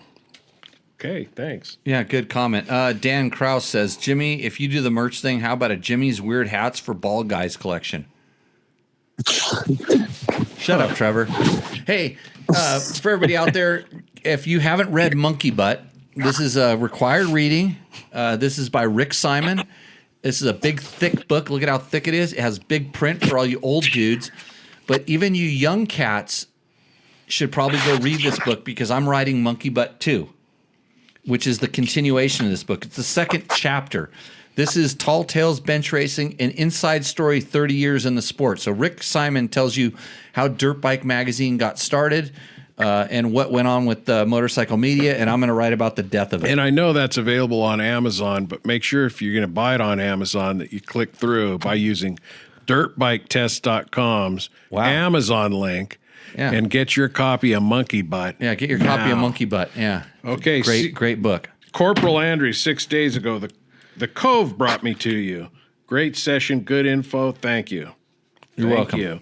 At Roland Cooper 809, 4 days ago, I downloaded the Love 450, he said it, Love 450 Rally Owner's Manual from the USA website to find out maintenance specifications. I saw the oil changes were 2,000K, blah, blah, blah, 30 hours, and the valves checked at the same interval.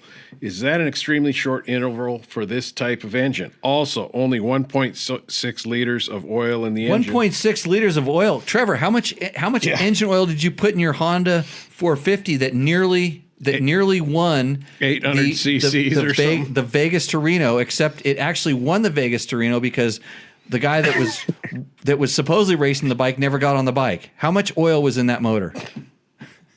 I want to say 1,150 cc's. Okay, so 1,600 is enough. Yeah, that's 500. 500 more. For those that don't know. Yeah, we did that much math in school. 500 right? cc's is a lot of oil. If you haven't checked it out lately. Anyway, then he goes on. Maybe this is more of the race bike than an adventure bike. Does it use premium fuel, 93 octane or better? Question mark. What am I missing here? What are you missing? Riding. That's what you're missing because you're on the fence. Get off the fence. You guys are downloading manuals, checking specs, and I get this. You're super into it and everything. It's just like they probably watched 100 different YouTube videos and somehow they came across mine. So when we rode it the whole time, yes, we put premium gas in it, except for the 4 or 5 times we came to gas stations that only had 87 octane and we poured that into it too. We're one of the few outlets that actually measured the fuel capacity. And if it pinged, you probably backed off the throttle a little, but it probably never pinged, right? I didn't hear it ping. Yeah, there you go. So okay, at Dion Oliveira, 4058, 6 days ago, the best way to take care of the cat is to take it off. Great review. Okay, so we didn't take the cat off because we are testing a motorcycle as provided to us by the manufacturer.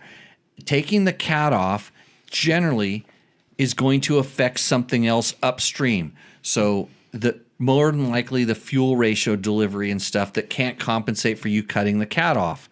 Just like on your car, you cut the cat off in a car, it doesn't necessarily run better. Maybe on some old carbureted things and stuff like that, but these are all systems.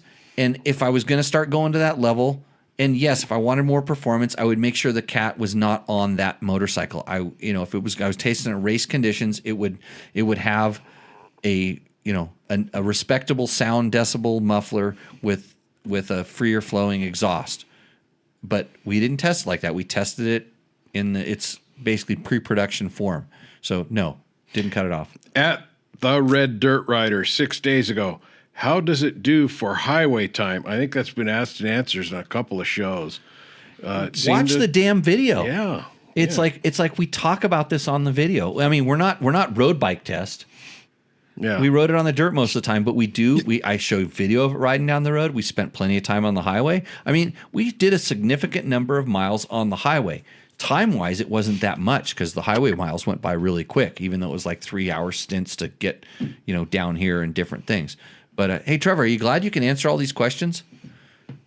I know so much about these bikes. I know. Like, how come you don't do motocross and in Grand Prix, District 37, Big Six, Best in the Desert Talk Tuesday? Go compete with me. No one cares. No one cares. Man, this next question at Thomas Squell 91, whatever, it's the same. I don't think that was. Yeah, it was. Same question. Never mind. Now onto the Tenere, apparently. At AZ Mountain Thumper. Arizona Mountain Thumper. A day ago. It's been edited. Would a G2 throttle tube help with your drivability issue? Now, is this Tenere? Yeah, it's the Tenere. I use one on my WR 450LF to tame the twitchiness after going to the competition ECU, tuning the ECU and the G2 throttle tube soften the initial power delivery to my liking. Sounds like you may need to go the other direction, different cam on the throttle tube. So surprisingly enough, this is exactly what I did. I contacted G2. They make a more aggressive throttle pull wheel. So it's a really bitchin' billet aluminum with Teflon inserts throttle tube. And if you start talking about things that make a difference, it's things like this. You can't see this. You put a grip on it, you never know what's in there. But instead of being plastic, it's aluminum. So it has less of a chance of cracking and breaking, although you can dent an aluminum throttle tube and it can become a little bit problematic. But it has Teflon sliders inside there. It's a really nice piece, and they changed the cam profile of the pull wheels on the throttle tube. So it's more aggressive. Does it work? I put it in there and I'm liking it. But I will tell you, I always thought that I was going to smooth power out by putting less aggressive throttle wheels in. And I did a bunch of stuff where I was always throwing these in there and it never seemed to help.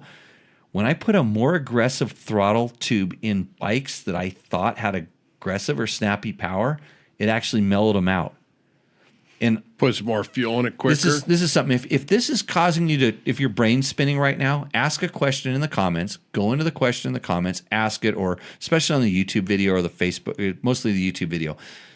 Ask me to dive in because I can spend a little bit of time on there, and it can really help you out with something that's kind of simple. You don't have to get into it, but I have one on my Tenere.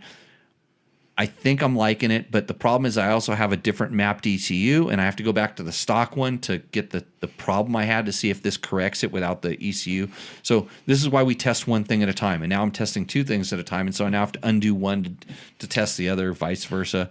Is this throttle issue, is this what...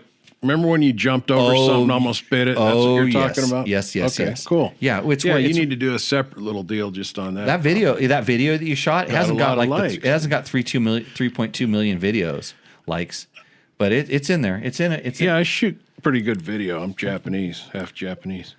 At Thomas Hogg. I thought you were Chinese because you're a lot cheaper. No. Okay. At Thomas Hogg 7451 6 days ago, Jimmy, could you please post the link?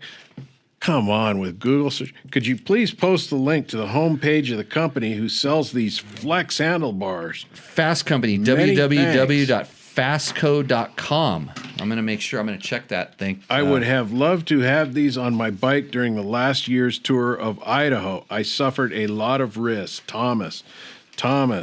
Fastco.com. Just search Fasst Company, Fastco, Flex handlebars. Just search Jimmy's favorite handlebar, and it comes up. And because I'm doing TikTok videos where I'm dancing with them, kind of naked, but not really totally naked, and I put like bling on and I dance with them. All the stuff the kids are doing. At Two-Wheel Drive Stroke, the first episode, 200 in a row. Dancing nearly naked. Ha ha ha. Okay, we got a disclaimer at the beginning because tonight's show was also the 200th episode, if you believe the intro printed stuff. But we're at 204, 203. Anyway, at Sean Casey, 7090, 5 days ago, $4.99. Thanks. That must be the dirt bike school, huh? The videos? Yeah. Okay, at Roland Cooper, 809, 4 days ago. Sorry, posted on wrong Taco Tuesday talk. This you're wrong for even watching this. yeah. I'm sure the other Taco Tuesday is some chef guy that's like, he's got a six pack and he's all ripped out cooking tacos and stuff. I'm working on that. That's why we're on Old Guys Moto Fitness, because everybody's wondering what I'm doing to keep myself in such awesome shape. But that's called the Jimbo program, and you have to follow me on my personal Instagrams to figure out how that works. And that's where we are. I think we're going off script now. Oh yeah. Oh no, we're not going to do Rooster Enders. Who do we have? Is anybody even live out there watching this thing? Usually there's a thing that shows this. But yeah, because there's someone says, did you guys know that the Copo Camaro does not come with a VIN number, so there's no way to make it street legal in any state with an unhappy face? The Copo what? Copo Camaro. Do you know this, Trevor? That sounds like your league of things. Sounds like that club Desi Arnaz used to sing at in I Love Lucy or something. Or was that Copacabana? Yeah. Jason Abbott's still watching. He wants me to talk about Can-Ams. Jason, I want to ride that electric Can-Am, and I want to ride the all-wheel drive one when it starts coming out. Let's see. Your review was spot on, says Radar ADV. 1 week on the Cove, and I sold my T7 and WR250 for a light ADV. It's stellar.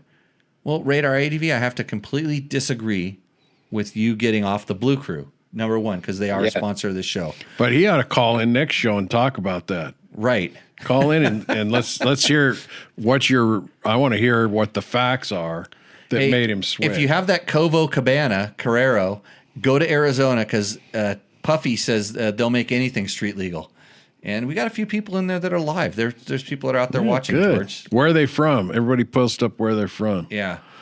What's a good 125 two-stroke for MX on a budget? The aluminum frame YZ125s are overpriced in my area.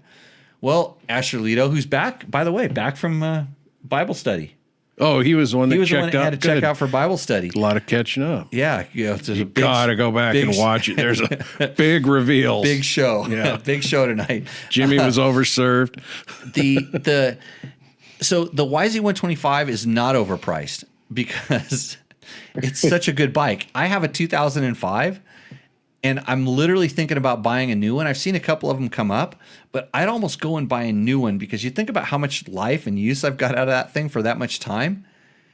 And the price is the price. And I don't know if the used bike's going to come down that much. There was a MIC Synopsis this weekend symposium. The price is the price. Says the guy with a sugar mama. Trevor, you got experience with these bikes, don't you?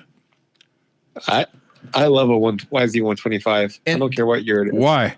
You can't go wrong. But they're worth what they're worth. I mean, it's like, I think if you're paying like $6,500 for a used one that's in decent shape, that's pretty fair. Yeah, these days. Because what are they, seven? What are they, seven? They're 75 by the time you're out 70, the door? Yes, it's like 73, 75 probably out the door. And Ashley says, I'm working with 2 to 3,500 and all the YZ125s here are 4K and over. Yeah. Save the $500. Actually come out and work for me for like 3 days doing motorcycle related projects. and I'll get you that 500. Which bucks. includes getting the weeds out of the driveway. Yeah, it's a little bit of weeds. You got to take the weeds out, and then we're going to do some siding on some buildings, a little roofing. There's a couple things. Pet the cat. We have to pet the cat a lot. I was looking for a hoe earlier. I don't know if you knew that. Well, for the weeds, though. No, you got to go down the street and take a left. Not that kind of hoe. Yeah, go down the street and take a left. But hey, Trevor, thanks for going out and riding dirt bikes all day for free. Using my good name and fortune. Did they miss me out there, or were they glad I didn't show up? Oh, Stevie was bumming that you weren't out there. Did he want to race me again? Yeah, I think he wanted you and Hoffman. He wanted Happy Scott and Grumpy Jimmy. No, grumpy everyone. I think Stevie wants to come out and do some trail riding with me. He's asking about something. What was he? He asked me about something about you. About my WR maps. Maybe. Yeah, but yeah, and then maybe there's some Tenere stuff happening. There's lots of things going on. So hey, we got people from Idaho, Pennsylvania, Indio. Is Indio? I'm sorry about that. Yeah, Lompoc. Yeah, I've got some people out here. So cool. Hey, nobody overseas, I guess. It's cool when I see Australia or they're wherever. in the future, so they really can't. It takes a while for their internets to come down. Oh, so. Pahrumps just in the past period. Pahrumps one toilet flush away from Vegas, and I went to Cactus Corners for ice. Oh boy, I forgot everything I love about Pahrump. Coyote Corner. Yeah, Coyote whatever. Corner. So everybody, hey, thanks for joining in and watching. I'd like to again thank all of our sponsors, Double Take Mirrors. If you like to look at yourself while you're riding, I use them all the time. Trevor, you should start running a double take on your race bikes, because there's nothing more refreshing than just seeing the shit-eating grin you have in your motorcycle when you're just overalling best in the desert races. So overalling, I will win so many races these days. Yeah. Yeah, you should put those streamers like all over your body, that'll show where the wind's running, and you can watch those and see if you can be more aerodynamic by just shifting your body around. Now that's a tech tip that tech tip. We're going to do that tomorrow, but we're going to do it with FlowViz, and you're going to be naked, George. And the stringers too, but those will be images you can never get out of your that's why it's brain. Going on my OnlyFans account. Bulletproof Designs. Hey, get your bulletproof stuff when you get your new bike, especially the radiator guards, because they bolt right up, they protect it. Then your radiators will never bend, or at least they won't get destroyed, and you don't have to try to put nice straight radiator guards on dented up radiators after you fall over. Hey, I have a video from this weekend that I'm going to post up, and there's going to be a Bulletproof Designs commercial for a radiator guard in the video. I don't want to say why. Fasst Company, Trail Tech, DDC, Climb wore awesome Climb vented gear this weekend. I was the most flowing guy out riding in the trails. Scott Sports, Taco Moto, Roosterendo. It may come back, it may not. And if I have a bike for sale, will it come back? Taco, Roost Endo are for sale, possibly. Yeah, we can put all your bikes that are for sale. Right now we're tripled up. We're 3 episodes deep. So the next one, if the bikes are good, there's somebody's going to win a lot of money. And of course, Yamaha, where Trevor says the bike bogged because all the journalists suck. The bike bogged because I didn't turn the throttle far enough. Yeah, that's what I was going to tell him. So. Anyways, I'm glad you figured it out, though. Hey, and one last question, because John Bailey just tripped across us on YouTube. He says, early CR 450X clutch pull remedy. Don't use it. Don't just quit using it. There you go. That's my advice. You want another, Jimmy? No, Trevor. Do you have a clutch pull remedy for the early ones? Because they're kind of the same. Actually, I think the new one it lightened the pull a little bit, but I put a Works Connection clutch perch on ours, and I think that helped. Like you even said it when we were riding the bike stock.